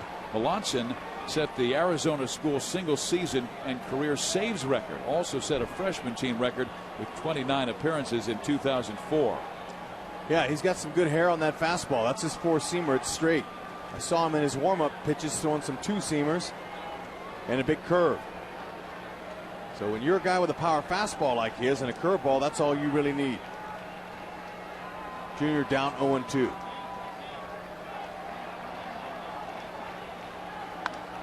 Hit sharply, but right at the second baseman, Cano, who throws out Gary, but a very productive inning for the Angels. That's the second out. So he's got to face Jeff Mathis. So Matthews grounds out 4-3. The Angels with 4 runs in the inning on 4 hits, and also a big error by Alex Rodriguez. Napoli now 90 feet away, and you just wonder if by being at third base, would it take away that curveball that if it bounces in the dirt and gets away from Molina, Angels could take the lead. Go ahead and look for that heater. Ball 1. We saw Jeff turn on a good Kevin Millwood heater at 93 miles an hour, and he belted a 3-run home run that tied the game in Monday's win over the Texas Rangers.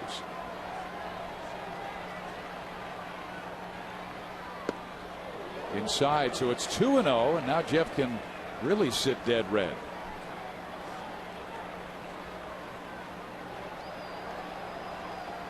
Rangers still leading the Mariners 4-2, bottom of the 7th inning at Safeco.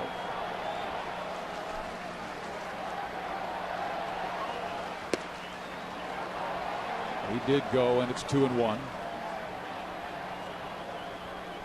Alonson was the Yankees' 9th-round pick in 2006. Mathis wants that fastball out over the plate. Doesn't have to put an home run swing on it.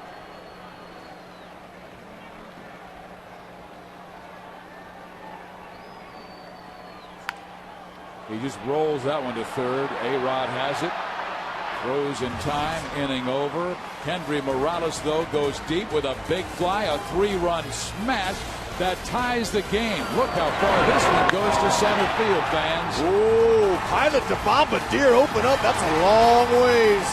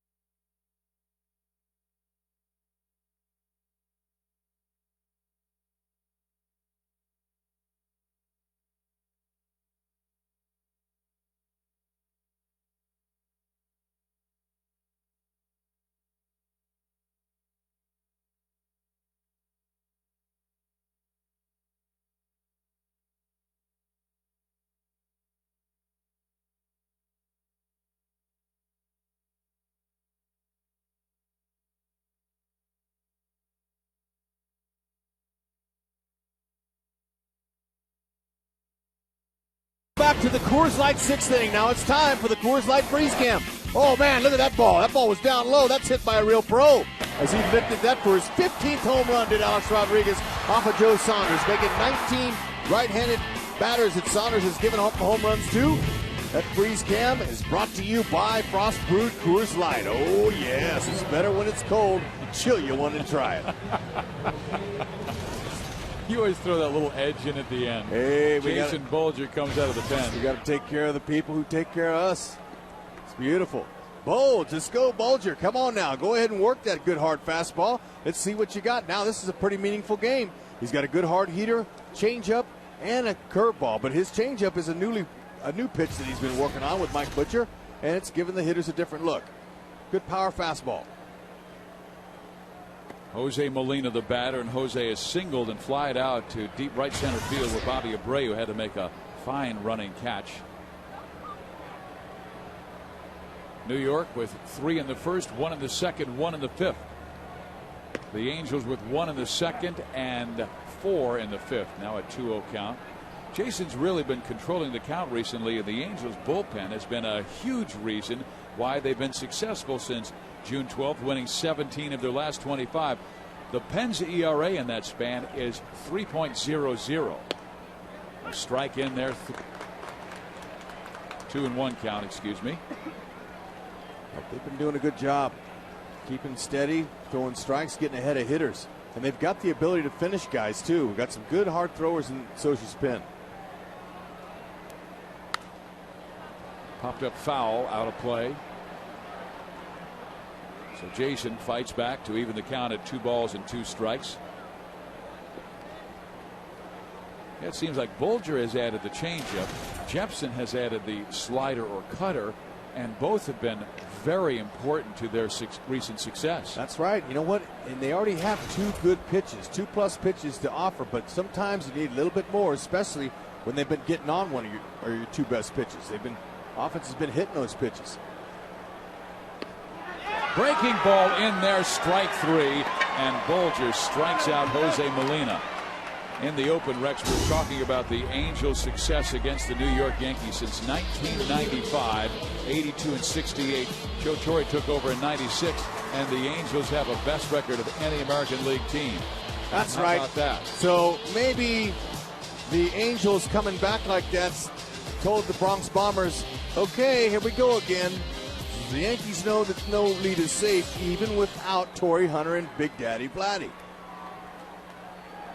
The Angels 14-5 their last 19 games versus New York at the Big A, and remember they knocked them out of the playoffs in 02 and 05. Hey, if we're going all the way back to 95 and 96, those were my 2 years with the Angels, so I helped throw a couple W's against them Bombers. I remember a moment at Yankee Stadium with you as a player, and I'll chronicle it after this pitch to Derek Jeter. The Angels did not play well in 1996 and were going through a horrible slump with Rex Hudler at the controls, and they were going through so bad we were trying to come up with an idea of how to talk about how you get out of slumps. We said, Rex, he'll talk to anybody. So we said, Rex, you had slumps on 3 different countries, Canada, the U.S., and Japan. How do you get out of it? And you told us a story about a Japanese player who taped a marble to his chest as a slump breaker. But you know what happened? Just to fast forward, the Angels beat the Yankees that day, and that was the year that the Yankees won a world championship. You never know, but I tell you, slumps in any country is the same. You're not hitting, you're hanging with them. But you know, there's some things guys do to get out of slumps. They're all superstitious. They all want to be able to find that thing that's going to get them working. Great pitch by Bulger, fouled off by Jeter, who's 3 for 3 tonight with a pair of singles and a double. You were the go-to guy. Whenever you had to have an interview, Rex Hudler was always ready. Well, you know, heck, I rode the pine for 9 lots of times, but I was always ready for a quote or 2. Let's see if Bulge can finish off Jeter. Doing a good job locating his curveball. He's got a good one. Big bender. And he punches it up the middle. Can you believe this guy tonight? 4 for 4 for Derek Jeter. Heading to his 10th All-Star game, and does he deserve it? Okay, you know, when you're off balance sometimes, you know, you can just lean up, get out there and lean. Now, your backside, it might fly open a little bit. Okay, he's going to fly. He's off balance, but his head and hands were right on the outside part of the plate. That's his 4th 4-hit game this year. Certain hitters will use a toe tap, they call it, for their timing and rhythm. And that's just by stepping one time with their front foot. And we'll show you how Jeter does it. Okay, watch this foot right here. It's going to toe tap. You're going to touch once and then come up again. They call that the toe tap dance. He's a toe tapper. That's all for timing. Got to get some kind of momentum coming back. And that front foot really helps keep your balance if you're a hitter.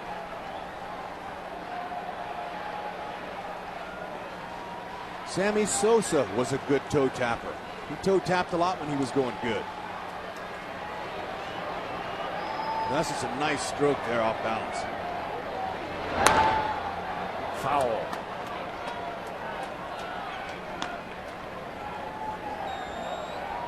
Angels trailed 4-0, and 5-1. They climb back to tie it up on Kendry Morales' 3-run home run in the 5th inning. And after you do that, you come back, you want to get your guy out there and go 1, 2, 3 if at all possible.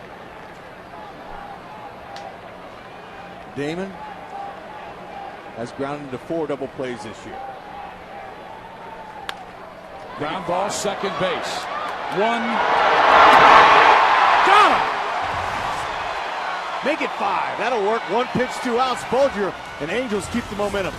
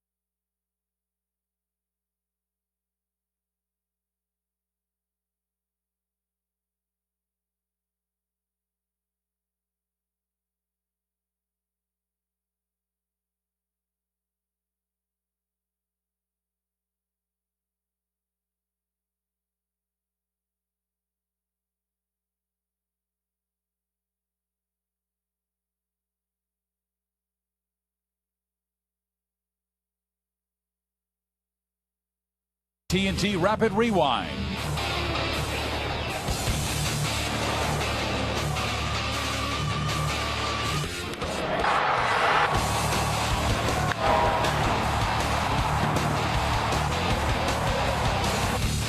AT&T, the nation's fastest 3G network. AT&T, your world delivered.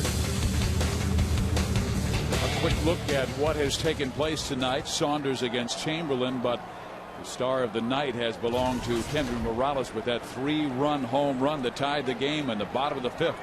Now in the bottom of the 6th inning, the Angels will have Eric Ibar, Sean Figgins, and Meiser Izturis. Hitters 9, 1, and 2. All 3 are speed guys. A bunt try by Ibar, who does have 10 bunt hits this year. Get right back to setting up that table with your speed guys again. Angels have ripped off a couple bags tonight. And Ibar is the number 9 hitter, and Figgins is the leadoff hitter, and that's what he uses to couple with his speed game, those 2 guys. Corners are in very close, and Mark Melanson comes on to pitch his 2nd inning. Melanson came on in relief of the starting pitcher, Jabba Chamberlain, was able to get Matthews and Mathis on ground outs. Just called up from the minors today.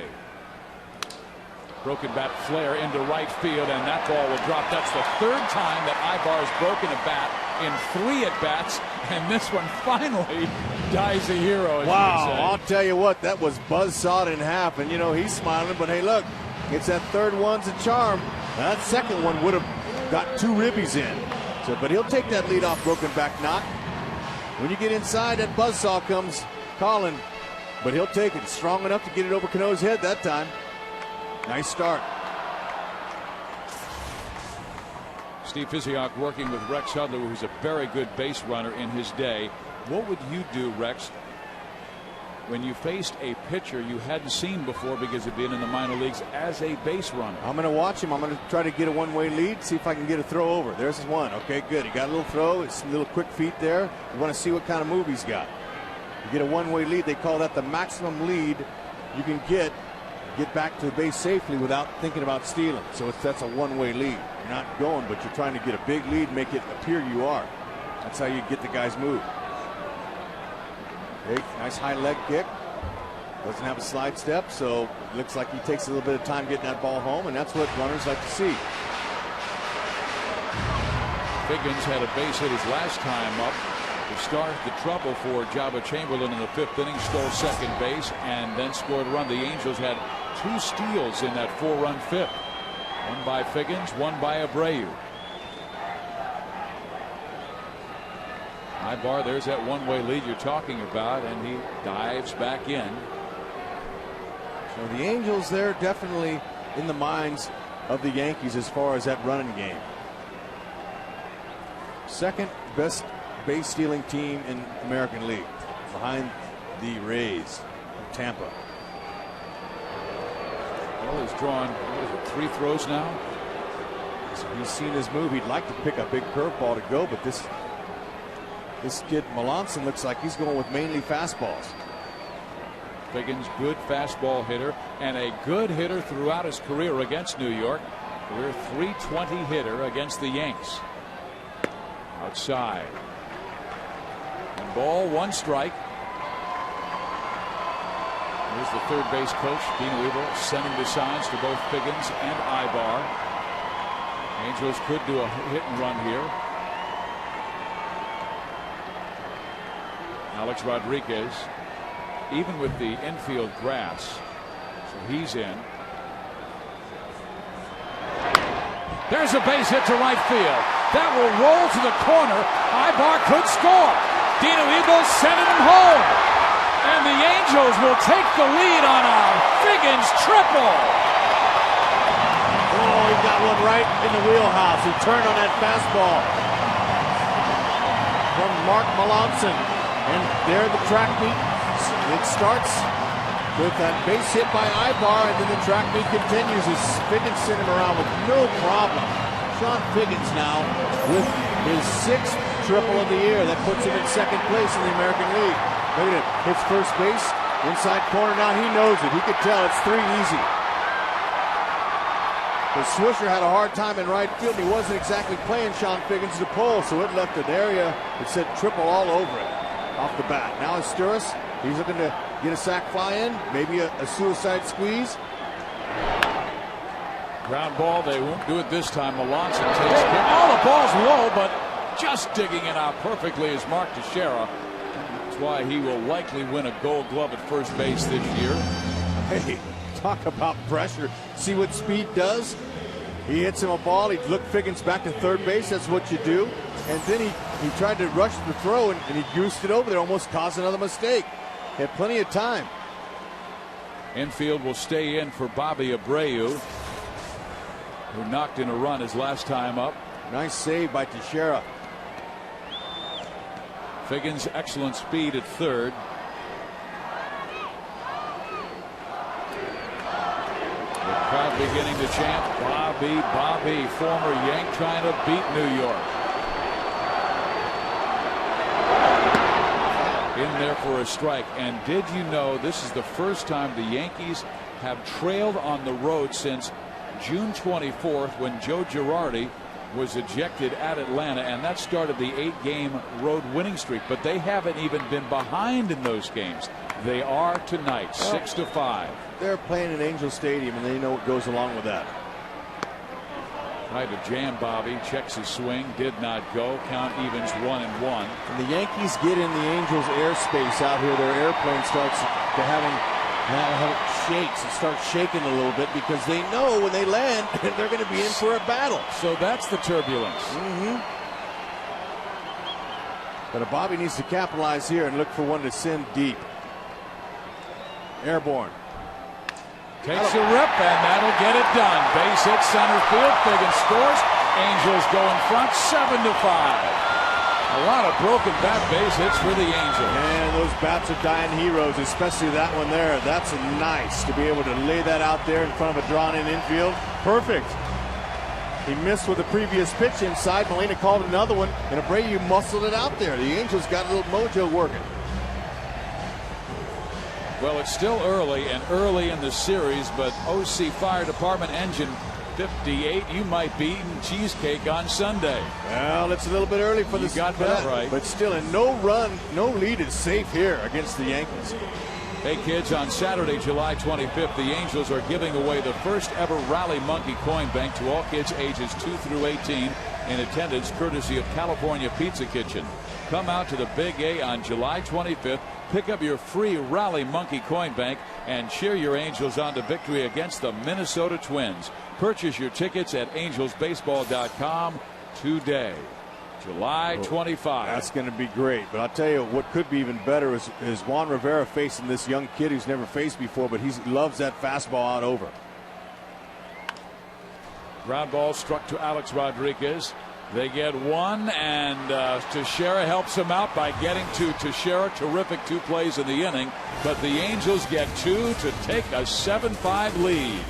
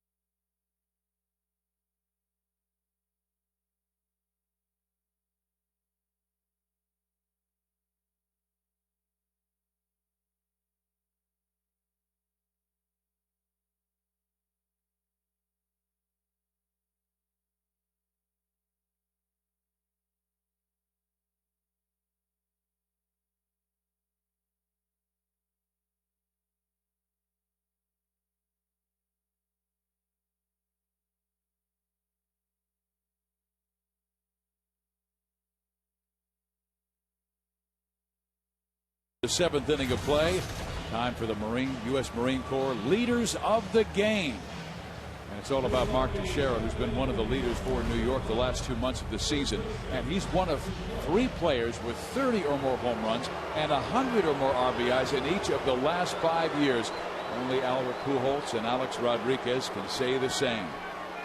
New pitcher for the Angels is Kevin Jepsen. He has pitched very well recently, but still has a very high ERA at 9. Well, Socia likes his power fastball. That's mid-90s, so sometimes go 95, 96, 97 even. Curveball and a nice new cutter that he's working on that really looks more like a power slider, and it's fit him well, as Butcher just taught that to him. Well, all he has to do is cool off the hottest team in baseball. New York has won 13 of their last 15. And they've got a big shift on for Mark Teixeira. 1 lone infielder left side, 3 on the right side. They started that back in the 40s against Ted Williams, and Lou Boudreau, who's the Cleveland manager, designed it.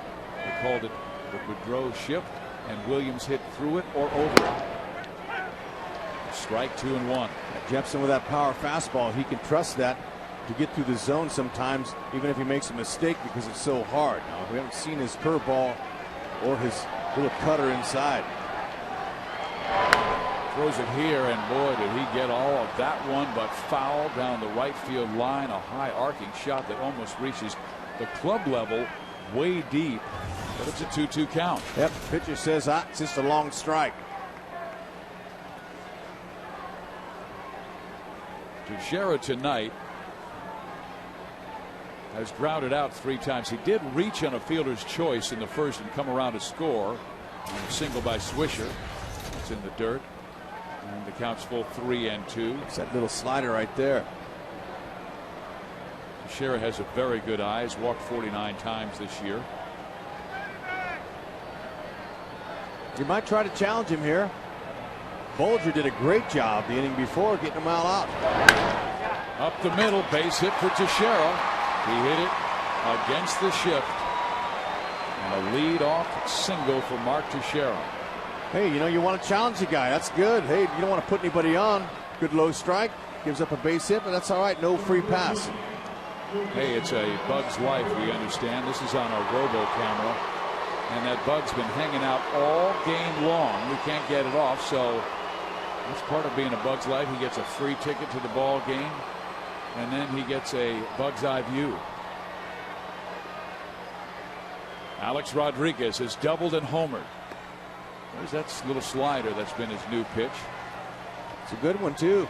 He's got some confidence in it. But like Bulger did, he came in, he held the momentum that the Angels had gained in the 5th inning, and they came back and added 2 more in the 6th. So that's the same job for Jepsen here. Angels hoping for the same from Kevin Jepsen. They're going with young pitchers in the 6th and 7th. And then they may come out with Darren Oliver in the 8th.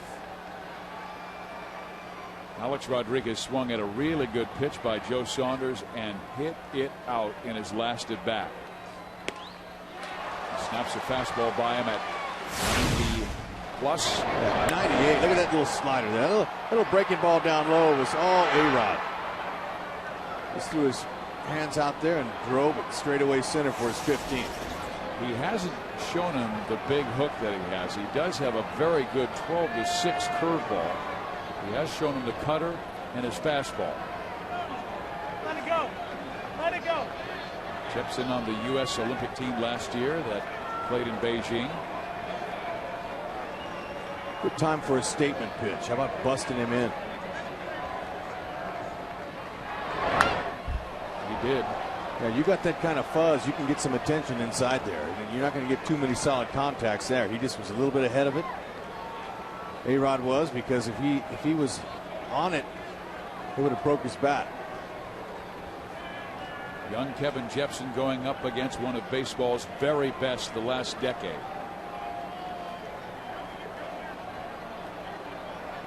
He went after the breaking ball and strikes out a big pitch by Kevin Jepsen. That's the one you were talking about. Well, the pitch before that set it up, though. That high and tight pitch.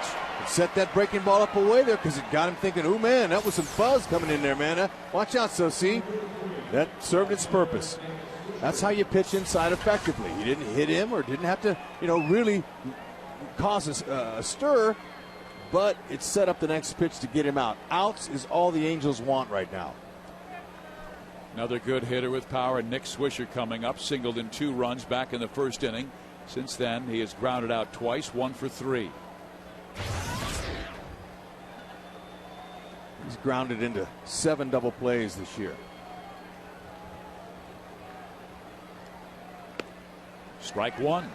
Is Jepsen more of a fly ball pitcher than a ground ball pitcher? Yes, he is. But still, that new cutter he just started him off with right there, that's a good effective pitch that he can get a late swing on and a ground ball out of.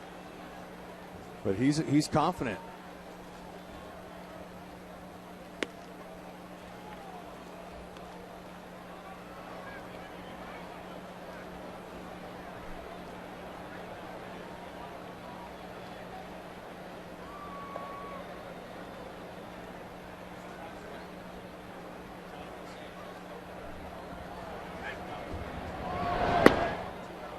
Fastball misses outside. We understand there's a San Francisco Giant closing in on a no-hitter, and it's Jonathan Sanchez, not Tim Lincecum. And he's 2 outs away from a no-hitter, so we'll keep you abreast of that situation. There it is. Giants leading San Diego 8-0. Sanchez 8 1/3 no-hit innings. Left field. Juan Rivera tracks it nicely and pulls it down near the wall. 2 outs. Back to first base, Mark Teixeira. That wasn't an easy play. Juan had to really concentrate on that. That ball had a little bit more carry on it than he expected.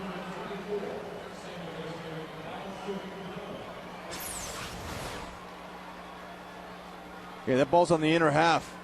Had a little inside-out swing on it. Ball had a little extra carry. But Juan gets it before there's any damage done.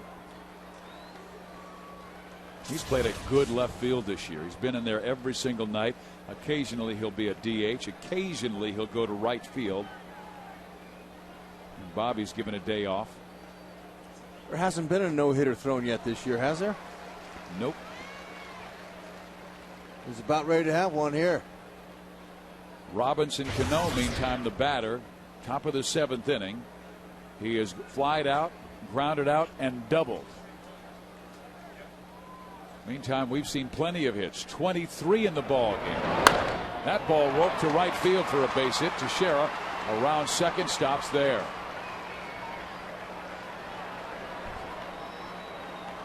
So Cano 2 for 4.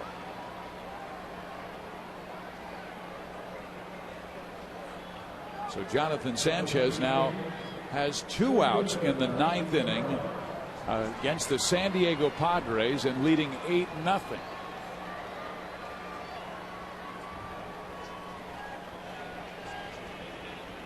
If Jepson wants to finish this one off here, Orlando Mercado, he answers the phone down there, says, yeah, we got plenty of arms down here, Skip.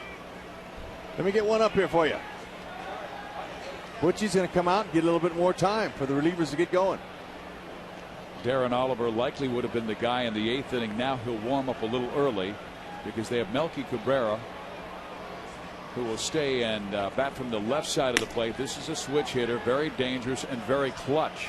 And as a matter of fact, Melky Cabrera this year is hitting .362 in close and late situations, and that's in the top 5 in the American League.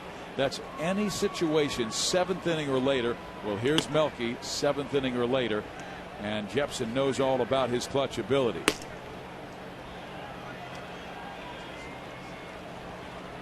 Well, I'm sure that they got Oliver up in that bullpen because they knew that Matsui might be coming out to pinch hit. 2 on, 2 out, 7th inning. Angels lead by a pair, 7-5. Cabrera takes strike 1.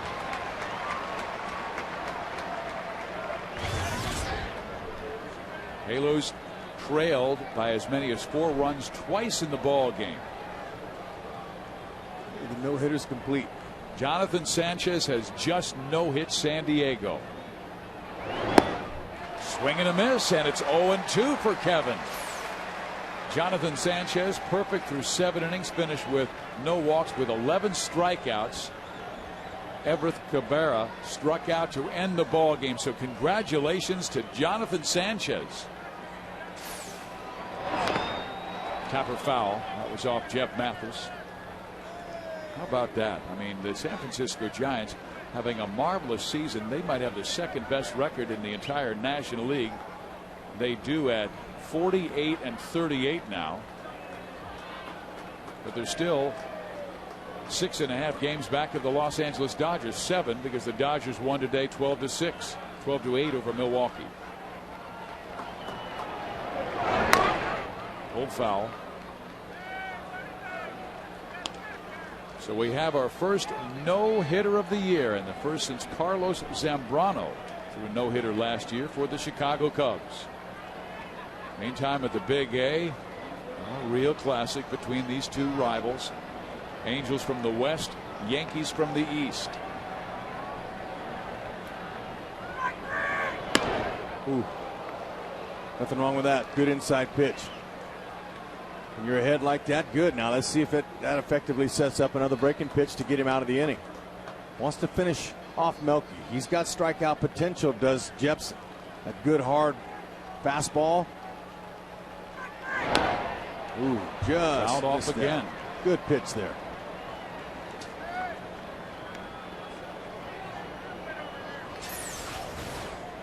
Okay, see, that's a perfect spot for that. It's not a hanging breaking ball. It's that pitch right there. The location was designed for just that, a swing and miss.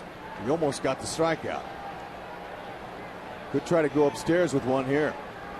See what Mathis calls.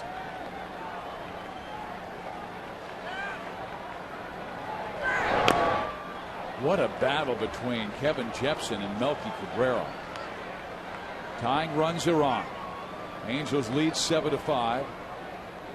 They scored 4 runs in the 5th to tie it and 2 in the 6th to take the lead. New York, though, came up with base hits by Teixeira and Cano in the inning. They're on 1st and 2nd.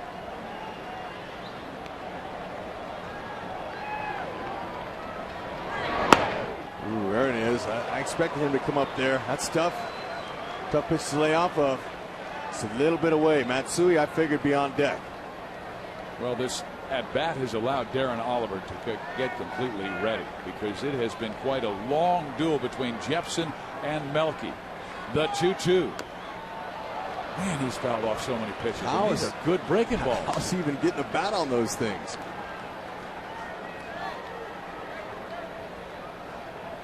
Cabrera leads the Yankees in walk-off game winners this year. 3 times. Philadelphia, Oakland, Minnesota fell to his clutch play.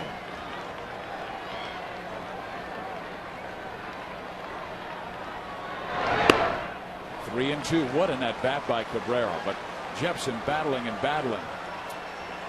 Yeah, that's what happens when you foul off a lot of pitches. You gain more confidence as a hitter. I might try another one of them breakers down low, see if he swings and misses it this time. He might just challenge it. A base hit to left field. Teixeira will come around. Rivera brings the throw home. Cut off by Sean Figgins, and Melky Cabrera continues his brilliant clutch play. 7-6. The Angels still lead by a run. Oh, that's a fine at bat he just laid on Jepson there. He waited him out. Waited till the ball got a little bit deep into the strike zone, and he threw his hands to left field. And because Teixeira was moving on the play, he scored easily.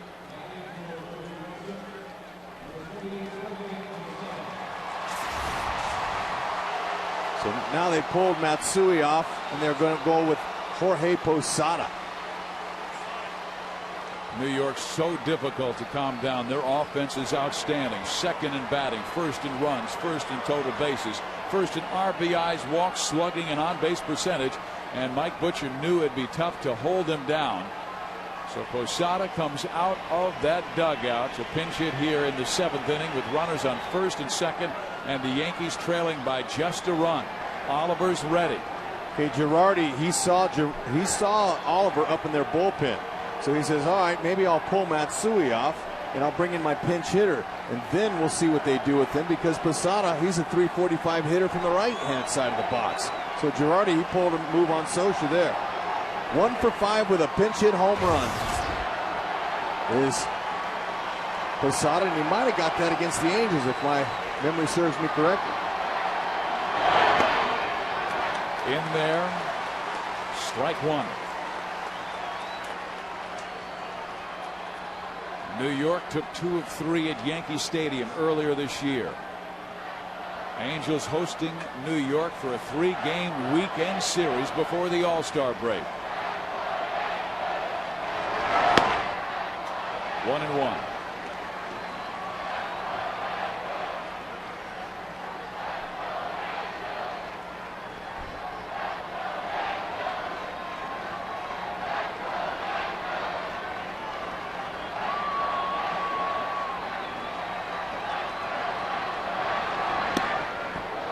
The Yankees with 6 runs on 13 hits. The Angels with 7 runs on 12 hits. And that was a key at bat. If the Yankees come back and win this one, that Melky Cabrera AB was premium. And Jepson, he's throwing the ball well. He's got 3 nice pitches. This is outside. The count goes to 3-1. He's in danger of loading the bases for Jose Molina. And they've got Matsui waiting on deck for Molina, because Posada would then stay in the ball game. The next pitch will be the 33rd this inning for Kevin Jepson.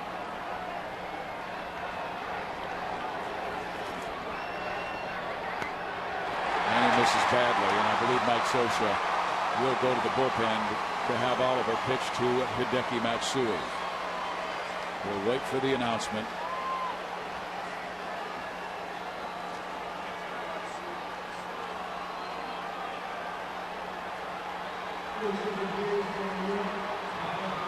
The announcement has been made. Mike Socha will now go to his bullpen, bring on Darren Oliver here in the 7th inning. The Angels protecting a 7-6 lead with the bases loaded for New York.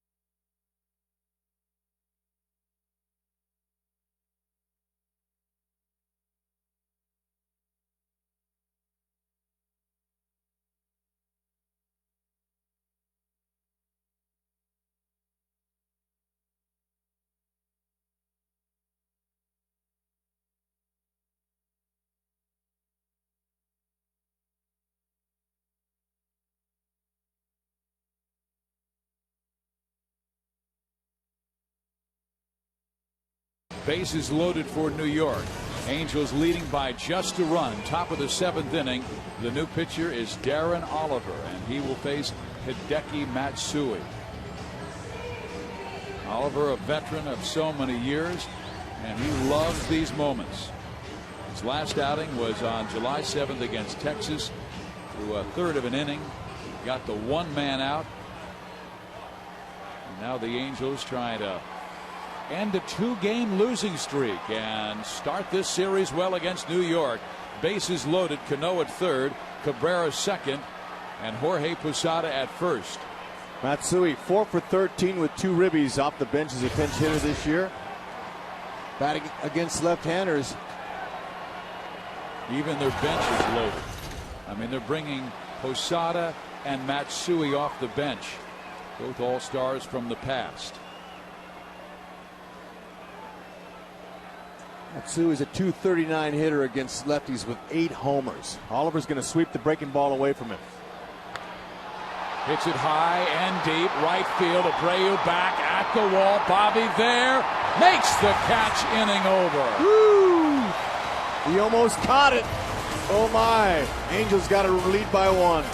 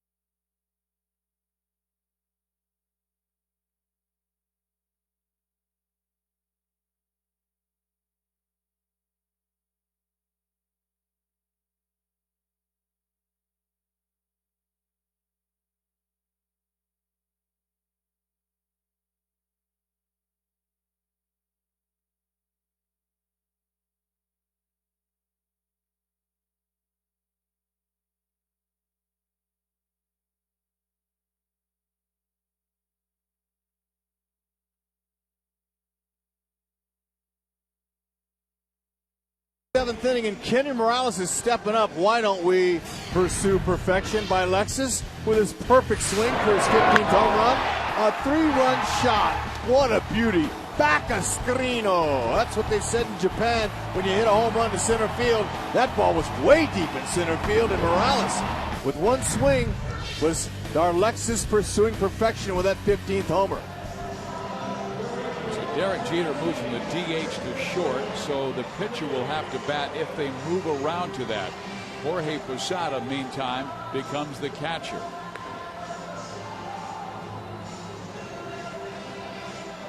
Well, Girardi taking a little bit of a chance there, but you know what? He feels like his offense is going to come back in this one. They do lead the American League in comeback wins, but the Angels, they're right behind them with one more. So if the Angels do win this game, they'll be tied for comeback wins this year at 25.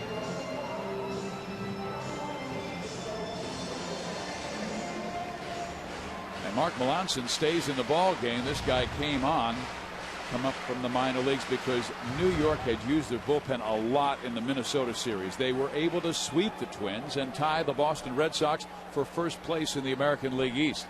Boston has won tonight 1-0 over Kansas City. John Lester pitching obviously a gem and outdueling Kansas City's Bannister. So Morales 2 for 3 in the game with a single and that 3-run home run that tied it in the 5th. Another tight one for the Angels. Last year they were the very best team in close games. This year they're just 20-22 in games decided by 2 runs or less. Last year they were 61-28, best in the majors. And there is a great play by Mark Teixeira. Another ball hit hard by Morales. Good stroke. He gets that up, that's extra bases. And Morales, he has been an extra base machine. He has been swinging the bat with authority.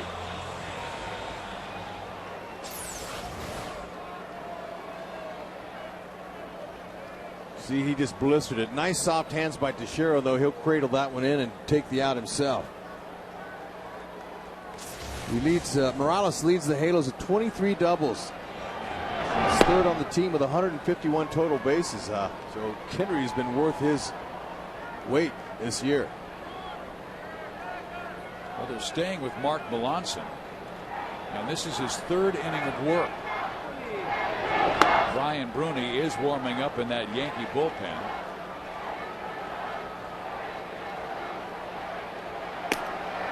There is Brian. He's back from the disabled list. He has good stuff, and New York's been, we're told, you've been getting better and better. That ball is popped up, shallow center field. Jeter out there and makes the catch for the second out. Did he drop the baseball? Oh my! That's another break. What an absolute shot.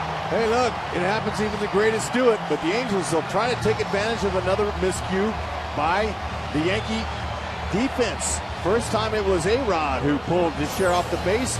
That was involved with that 3-run homer. It's a routine play for Jeter. Got caught drifting a little, hit in the heel, and it happens. Clank. And I made the mistake of just assuming he would catch it by looking down and putting a P6 in my scorebook. And there are the 2 error guys, and it has cost them the first time with Alex Rodriguez's error that paved the way to Kendry Morales tying the game with a 3-run home run. Now let's see what Matthews can do. Jeter, he was DHing all night. He says, I'm going to get back out there, and you never know. First ball hit to him. When it's going to find you.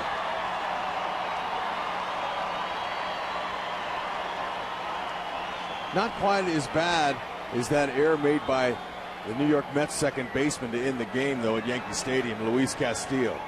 That one didn't cost him the game. Pull to Teixeira.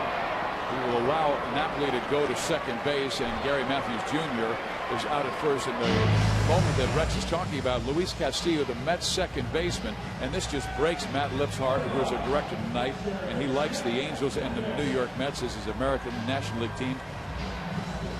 The Mets had them beat. All Castillo has to do is catch the baseball. He drops it, and the tying run scored, and they go on to win the ball game. Crazy. Joe Girardi making the move, bringing on Bruni. We'll be right back.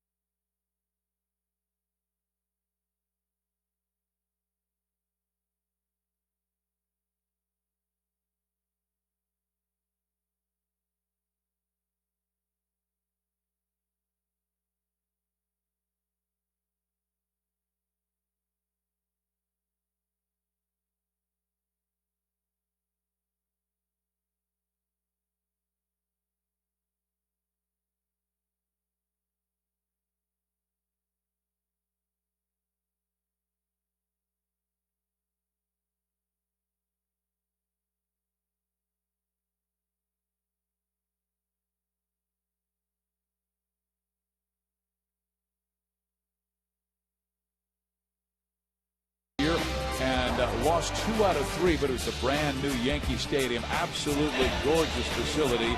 but then there's that short right field porch that's seen a lot of home runs fly into it. That's Yankee Stadium. But the Angels have had a lot of success at the old Yankee Stadium and certainly at the Big A, where the Angels are 14-5 their last 19 games versus the Yanks in their stadium. And Brian Bruni now comes out of the bullpen, the 6'3", 220-pound right-hander out of Astoria, Oregon. A battle between the pins. Both of them have been pitching pretty well lately. Bruni, his best pitch is his fastball. It'll go up to 96 miles an hour. He's got a slider and a changeup that he'll use as well. Jeff Mathis will lead it after the Angels have a runner at second base in Mike Napoli. Jeff tonight 0 for 3. He did have that sacrifice bunt back in the 4th inning as he tried for a bunt base hit. First pitch by Bruni is down low, ball 1. 44,076 here tonight. A sellout for Game 1 of this 3-game series between the Angels and Yankees.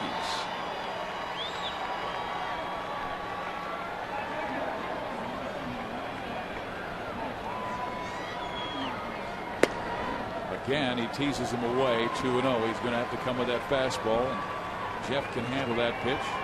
And so far, he hasn't shown the mid-90s with it, but he's sinking it. Both of those pitches had downward break.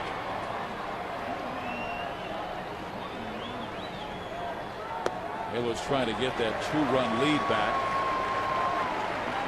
So there's one he let go. Pretty good. But still had some good movement down. He'll be taking the pitch here. Angels led 7-5 at the end of 6 when they scored 2 runs in the 6th inning, but then Jepson gave up a run in the 7th to make it 7-6.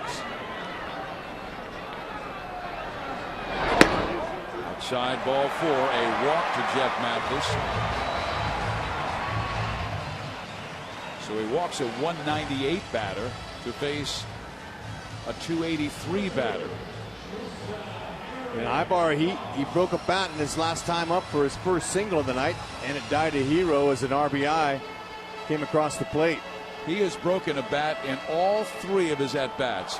When he grounded out in the 2nd inning, when he popped up in the 4th, he broke his bat. He's running out of lumber and then got the broken bat base hit. If he does that again here, he'll score Napoli. He's got a new bat. And he hits this one well down the right field line into the corner, and it is foul. Well, the hitter told me he'd never move. I was waiting for the umpire. That's the only man that matters. Yeah, but that hitter will tell you he would have took off running if he thought that ball had a chance to stay fair, but it was hit well.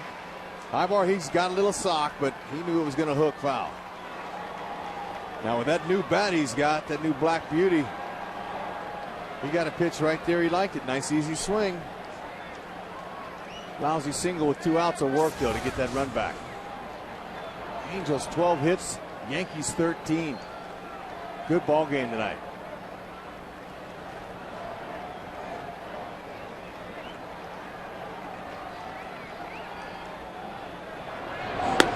Almost hit him.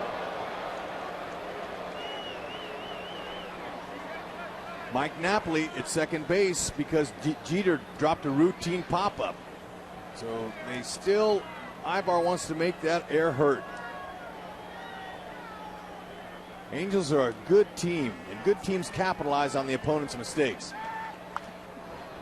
Lifted foul left side, so now Bruni has the count his way, 1-2.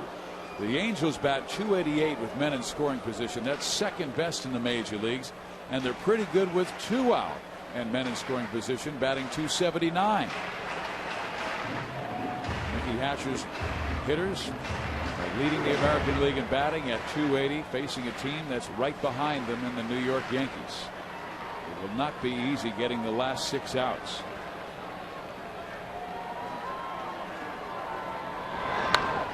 Hit well down the right field line into the corner. Look at this. That baby is gone. Home run, Eric Ibar. Wow. He hit one foul the first swing in the at-bat, and then he made the adjustment and made Jeter's air hurt. Angels. And on. What a stroke by Ibar. Go ahead, Eric, and drive that team bus tonight. Socia looking for a new bus driver. Torrey Hunter on the DL. Third home run, Eric Ibar. Big three-runner. They're taking a page out of New York's book. They're going to need those insurance runs. 2 3-run home runs in this ball game. The Angels went almost a month before they got their first 3-run home run this year. Look at that. Another nice easy swing. He even caught it out front. 10-6 Angels. We're in the 7th. Inside for a ball. Figgins is 2 for 4 in the game, and he scored a couple more runs. Now 65, and Derek Jeter still bumming about the error that allowed the inning to continue. You won't see that very often, but like I said, the Angels are a good team, and when you give them an extra out, good teams know how to capitalize, and there you go. Bam, bam, both of them, Morales and Ibar, 3-run shots after costly errors by the infielders.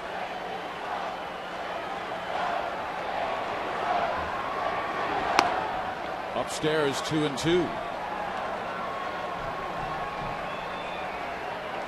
Okay, it happens to the best of them, but you never know if a team can take advantage of the miscues, and the Angels can, and they have. A-Rod made the error. Next batter, Kendry Morales, first pitch, hit it out. 3-run home run, tied the game. Jeter's error with 1 out in the 7th inning allowed the inning to continue. If he catches the pop-up, the next batter, Matthews, would have been the final out. Yankees at bat, trailing just by 1. Instead, inning continues. A walk to Mathis, a home run by that man, Eric Ibar. And the Angels are now in front by 4. They trailed by 4 twice in this game, 4-0 and 5-1. Oh, man, I'm telling you, the Angels are pulling out the long ball even without the 2 sluggers out. And the speed, they've stolen a couple bases, they've pressured the Yankees. Wow, and Figgy pulls one. Upper deck. He almost knocked that out of the ballpark. I mean, that almost hit the roof of the upper deck. Man, you got the number 9 guy and your leadoff batter pumping balls foul out of the yard. Watch out. Out of play. If the Angels come back to win, it would be the 3rd time this week being down 4 runs to win. They did it twice, rallying from 4-0 deficits against the Baltimore Orioles Saturday and Sunday. Joe Girardi hasn't seen his team take a beating like this on the road. Well, still 6 outs to go. Sean pops it up. He ran right into the Oh, what a catch! And what a Did you see that? play by Jorge Posada with his bare hand. That was unbelievable. Baseball. Figgins backed him off. They got tangled up. Jorge Posada dropped his glove and he made a catch barehanded. I've never seen that before. Look at that. Jorge saying, hey, look, he knocked my glove off. The inning's over, George. It may not. Jorge.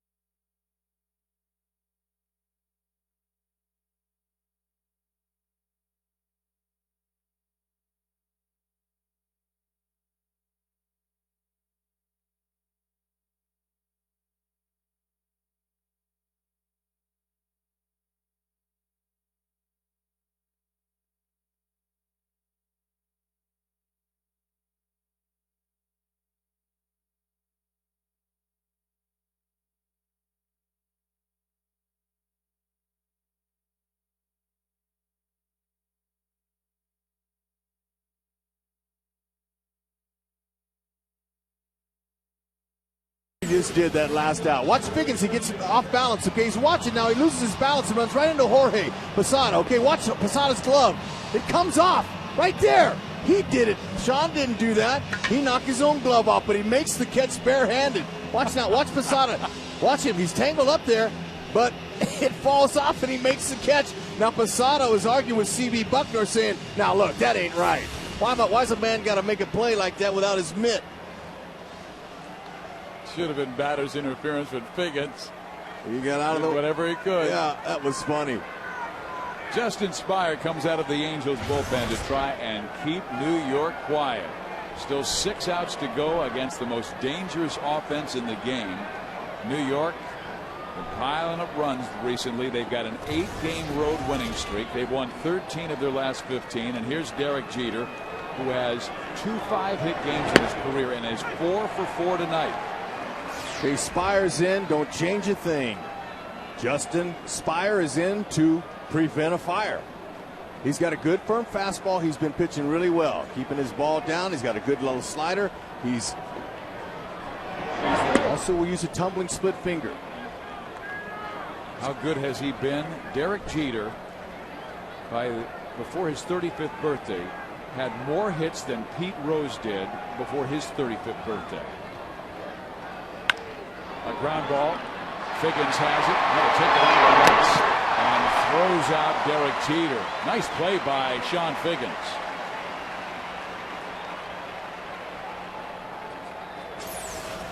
All right, here we go. Jeter being DH in the whole game. He comes out to play the field, and what happens? He clanked one. And that happens, but what happens after that is really what matters. And the Angels, they capitalized and hit a 3-run bomb with his air out there. Jorge Posada may have told him, you know what, next time take off your glove and make the catch.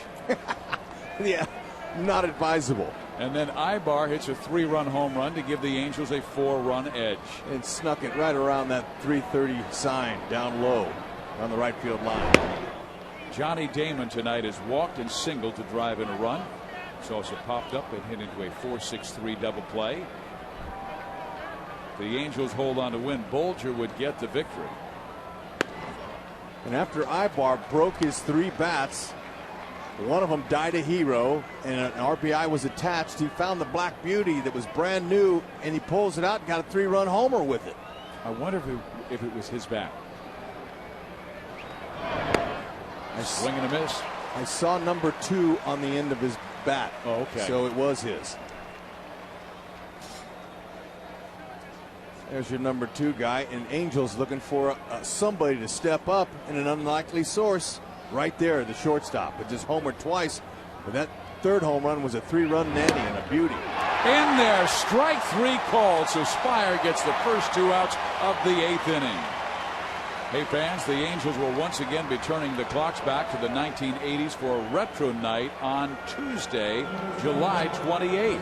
All fans in attendance will receive a free Bobby Grich 1980s jersey t-shirt courtesy of the Home Depot. So dress up in your best 80s gear and have a chance to win cool prizes from the Angels. Purchase your tickets at angelsbaseball.com today.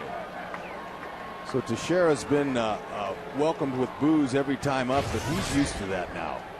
We had him on the pregame show before the game, and he talked about, hey, look, you either love the Yankees or you hate them.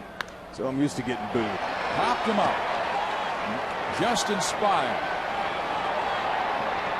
with a 1-2-3 8th inning as Figgins takes care of Teixeira. We head to the bottom of the 8th.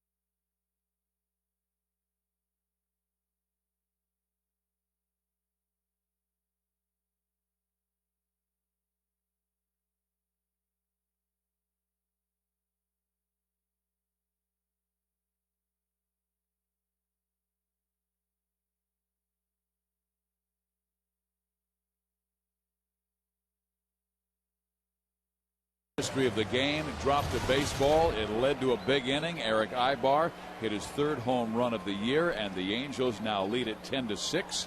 Bottom of the 8th inning we go. Ibar will take a seat because his turn doesn't come for a while. It'll be Meiser as tourist, Bobby Abreu, Juan Rivera. Strike 1.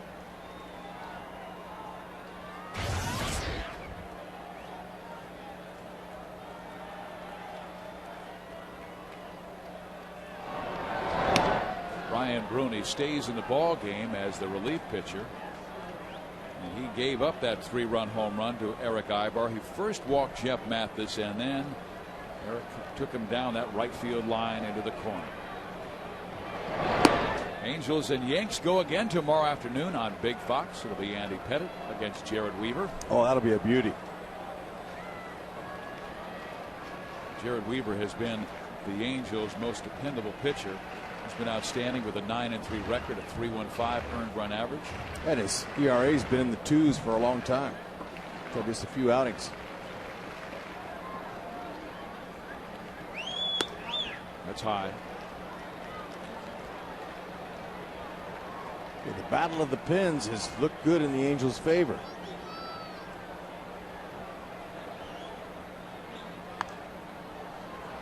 Lifted foul back and out of play. Usada continues as the catcher. They made those changes, and Derek Jeter stayed in the game, so the pitcher will have to hit for himself.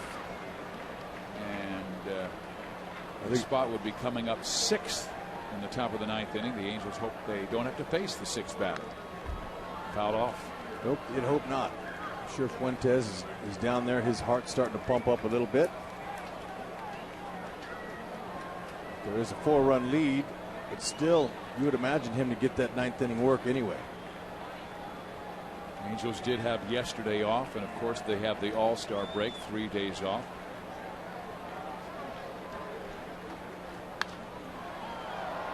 Fly ball right field.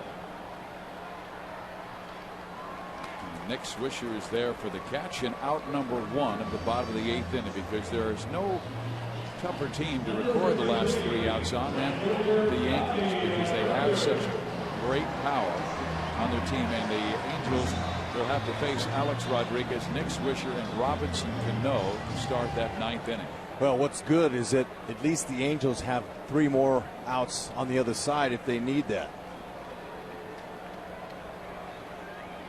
Here's Bobby Abreu, 2 for 4 in the ball game, a pair of singles and a pair of RBIs. He now has 54 this year. He now has 38 RBIs in his last 37 games. Very consistent. Which, you know, it showed a lot about Bobby this year. He had a good start, was hitting over 300, but he wasn't getting a lot of home runs or driving in a lot of runs, but he did not change his approach. There was a little bit of a brush back pitch by Bruni. Pitch is coming in a little bit too tight. He spun the right way, though. Young players, if you see a ball coming at you, you face the backstop. Put your back to the ball. Okay, Abreu, though, a lot of fans have been wondering and noticing Abreu's top hand on his bat. He just lays that there. See that? He just kind of lays that hand up there. He lays his hand up on the top, and he tells me that he does that naturally. He doesn't even really know it, but they'll tell you how loose he is, his grip. And they'll talk about how that bottom hand is important to hitting. Bottom hand leads, top hand follows, and it falls on there naturally when he swings. Robinson Cano takes a base hit away from Bobby. That would have been his 3rd hit of the night. He's been robbed a couple of times. Good stroke, though. After that brush back pitch, he hit him hard.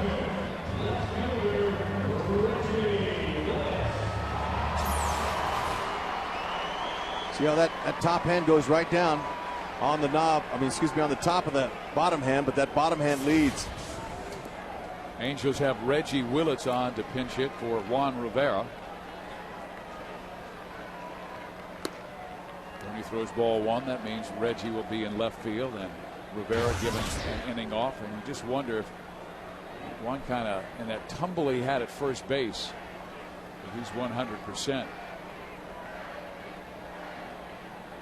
Yeah, we don't usually see Socia pulling out any of the outfielders late in games for defensive replacements, but we'll keep an eye on it. Certainly, Juan Rivera is one they got to keep in that lineup.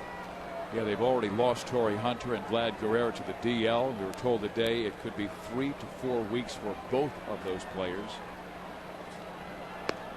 In there with the slider.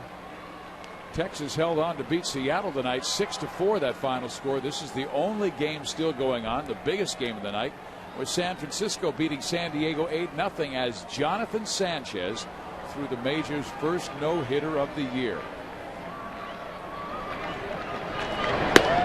In there, strike 3 call. We head to the 9th inning. The Angels leading the Yankees 10-6.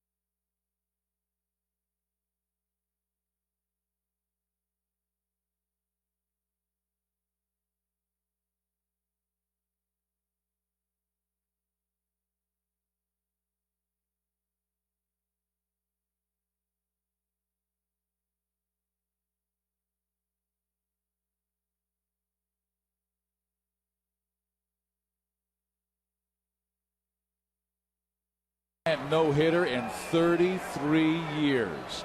Man. And the only runner reached on a Juan Uribe error, or he would have thrown a perfect game. Oh, man. Way to go, Jonathan Sanchez. Justin Spire staying in the ball game to try and finish it out. He will face Alex Rodriguez. Spire went 1-2-3 in the 8th, and because it's not a save situation, Mike Socia is holding Ryan Fuentes out. I'm sure he's ready, though. Why not take out Spire? He's been doing a great job. Looks good. He's been getting ahead of guys. His location has been really good. He's not missing up like he was, partly because he used to have a violent leg kick, and that kind of threw him off a little bit. Mike Butcher said, hey, let's make a little smoother leg kick, and that way you can come out of it and keep your same arm slot. Just low. Where was that? That's right where he wants to stay. Well, he owns a 2.21 ERA over his last 22 outings, and now he's taken over that 8th inning role because of the injuries to Scott Shields and Kelby Escobar. He's bouncing back just like they wanted him to. He had an off year last year. Everything was elevated. They moved him into a mop-up role, but they had him under contract this year. Spire's got a lot of passion, hard worker. Ibar won't reach this one. A base hit for Alex. He is 3 for 5 in the night with a single, a double, and a home run. And if you're traveling and can't watch your Angels on Fox Sports West or KCOP, you can always catch the game on your computer with MLB.TV. New 2009 MLB.TV premium features include HD quality where available and the ability to pause, fast forward, and rewind live games. For more details, visit angelsbaseball.com, where baseball is always on. The batter is Nick Swisher. Fans of the Angels have rallied twice from 4-run deficits tonight. And Swisher hits it towards left center field. On comes Reggie Willits. He'll run in and make the catch. 1 out. steady as she goes. Angels trailed 4-0 and 5-1. They were down 5-1 as late as the 5th inning and scored 4 times. The big hit, Kendrick Morales, 3-run home run that tied it. And then the Angels took the lead in the 6th, then a triple by Sean Figgins and a base hit by Bobby Abreu to make it a 7-5 game. They were up 7-6 when Eric Ibar hit a 3-run home run. 1 out. Cano the batter, 2 for 4 with a double and a single. Strike 1. What a game. You know, you wondered if the Angels had enough pop in their lineup to come back from that 4-0 lead early, and man, sure enough they did. A couple 3-run homers. That's exactly what gets you back in games, and Saunders was taken off the hook. Angels trying to end New York's 3-game win streak and their 8-game road win streak. They hadn't trailed since June 24th on the road. But again, they're at Angel Stadium where the Angels do most of the winning here, at least since '96. And in the last 20, the Angels would be 15-5. And boy, we've seen some close pitches called balls against Robinson Cano and the prior batter, Nick Swisher. Sure, C.B. Bucknor's had more consistent games, but this isn't one of them.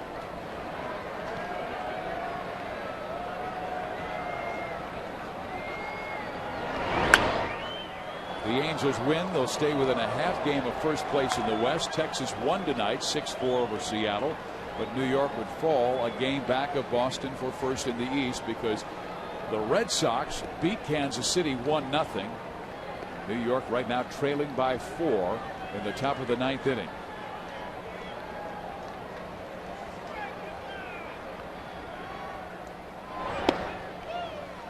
Another low fastball that barely misses, and the count is full 3-2. Alex Rodriguez single up the middle on a 3-2 count. Swisher then fly it out to left. Spire wants to just keep her down right here. No free passes. Don't want to let these Yankees feel like they have any chance to come back. But Fuentes, he is loose. In the air, left center field. Matthews or Willits. It's Galley and 2 outs.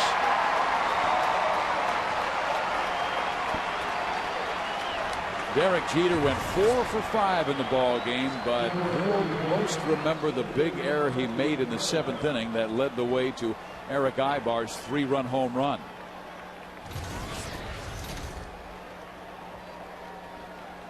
The Yankees have 6 runs on 14 hits and 2 errors. Both have hurt.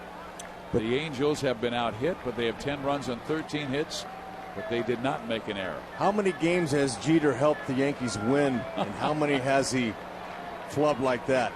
Maybe on one hand you can count those. That's why it's so rare, and we're not exactly making a big deal about it, but you don't see that very often. Rodriguez takes second base. Difference. Melky Cabrera, who had a terrific at bat in the 7th inning to drive in a run to make it 7-6. Was 1 for 3 with an intentional walk.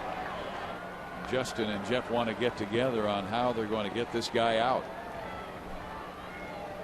Both starting pitchers did not go past 5. Joe Saunders went 5 innings, gave up 5 runs, looked better as the game progressed because he gave up 4 in the first 2 innings. Jabba Chamberlain, meantime, looked good early and then bad late. He only went 4 1/3, gave up 5 runs.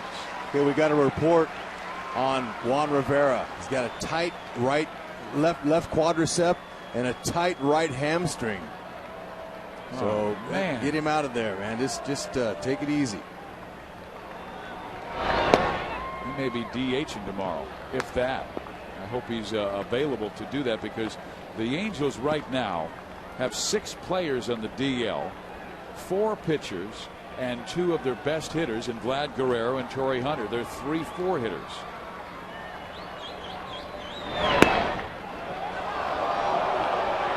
The game of baseball is not about making excuses. We can lay down the facts, but the guys still have to go out there and play. And the guys who are healthy played well tonight, and the Angels lead it 10-6.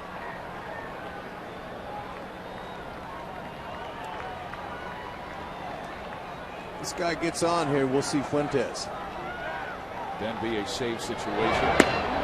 And it's a strike. It's a full count, 3-2. Spire wants to go ahead and pick it up here, though.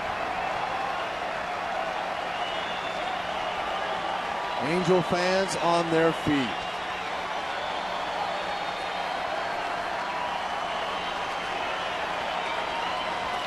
$44,076.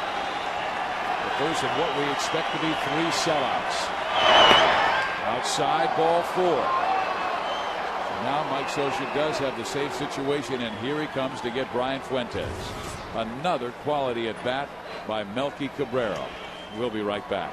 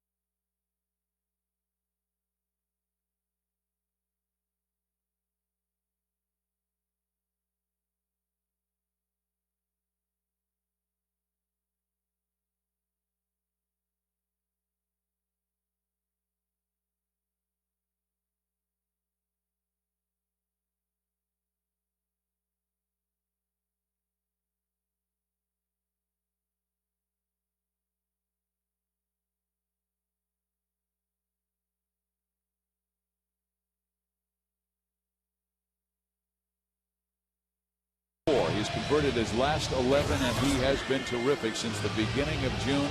He is not allowed a run. 11 for 11 his last saves. He's blown 3 this year, and he faces the New York Yankees with 2 out. He will face Jorge Posada, and in the on-deck circle, Eric Hinsky, a left-handed batter. The Angels with 10 runs on 13 hits. New York with 6 on 14. Spire went an inning and 2/3, and the bullpen did a nice job. Jepson did give up a run in his inning.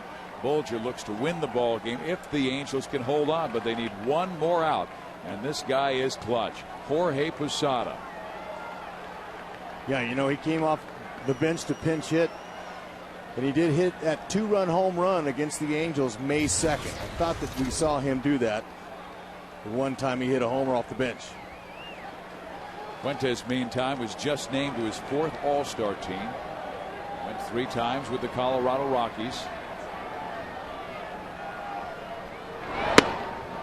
And Jorge Posada also pulled off one of the great catches of the night. Well, I've never seen this before. Figgy, they ran into each other. The glove was just barely hanging on. It fell off, and Posada made the catch, and look at him. He's like, did that just happen? Did I just make that play barehanded? He's like a fan. Fuentes misses on the first 2 pitches. 2 balls, no strikes. A tight zone throughout the evening by C.B. Bucknor. All right, Fuentes is going to spot that fastball. It's anywhere from 88 to 91. Little slider. And Jorge was swinging. It's a 2-1 count. Eric Hinsky waiting on deck for New York. That's again because the pitcher spot is next. So they have to pinch hit for him, and they don't have many left in the bench. And Hinsky is a left-hander. First things first, though, you got the switch hitter Posada up with 2 on.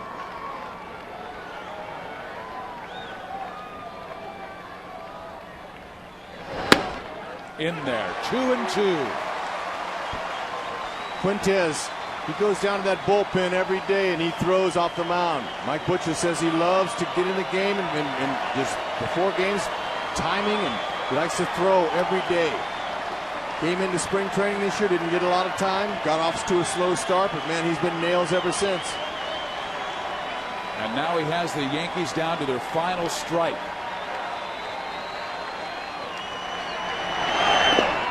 Tried an off-speed pitch blocked nicely by Jeff Mathis, taken by Posada. The count is full, 3-2. Does not want to lose Posada because then Hinske would be the tying run. He's very deceptive, Fuentes. And if you couple guys over there rooting against each other, one happy, one's pulling.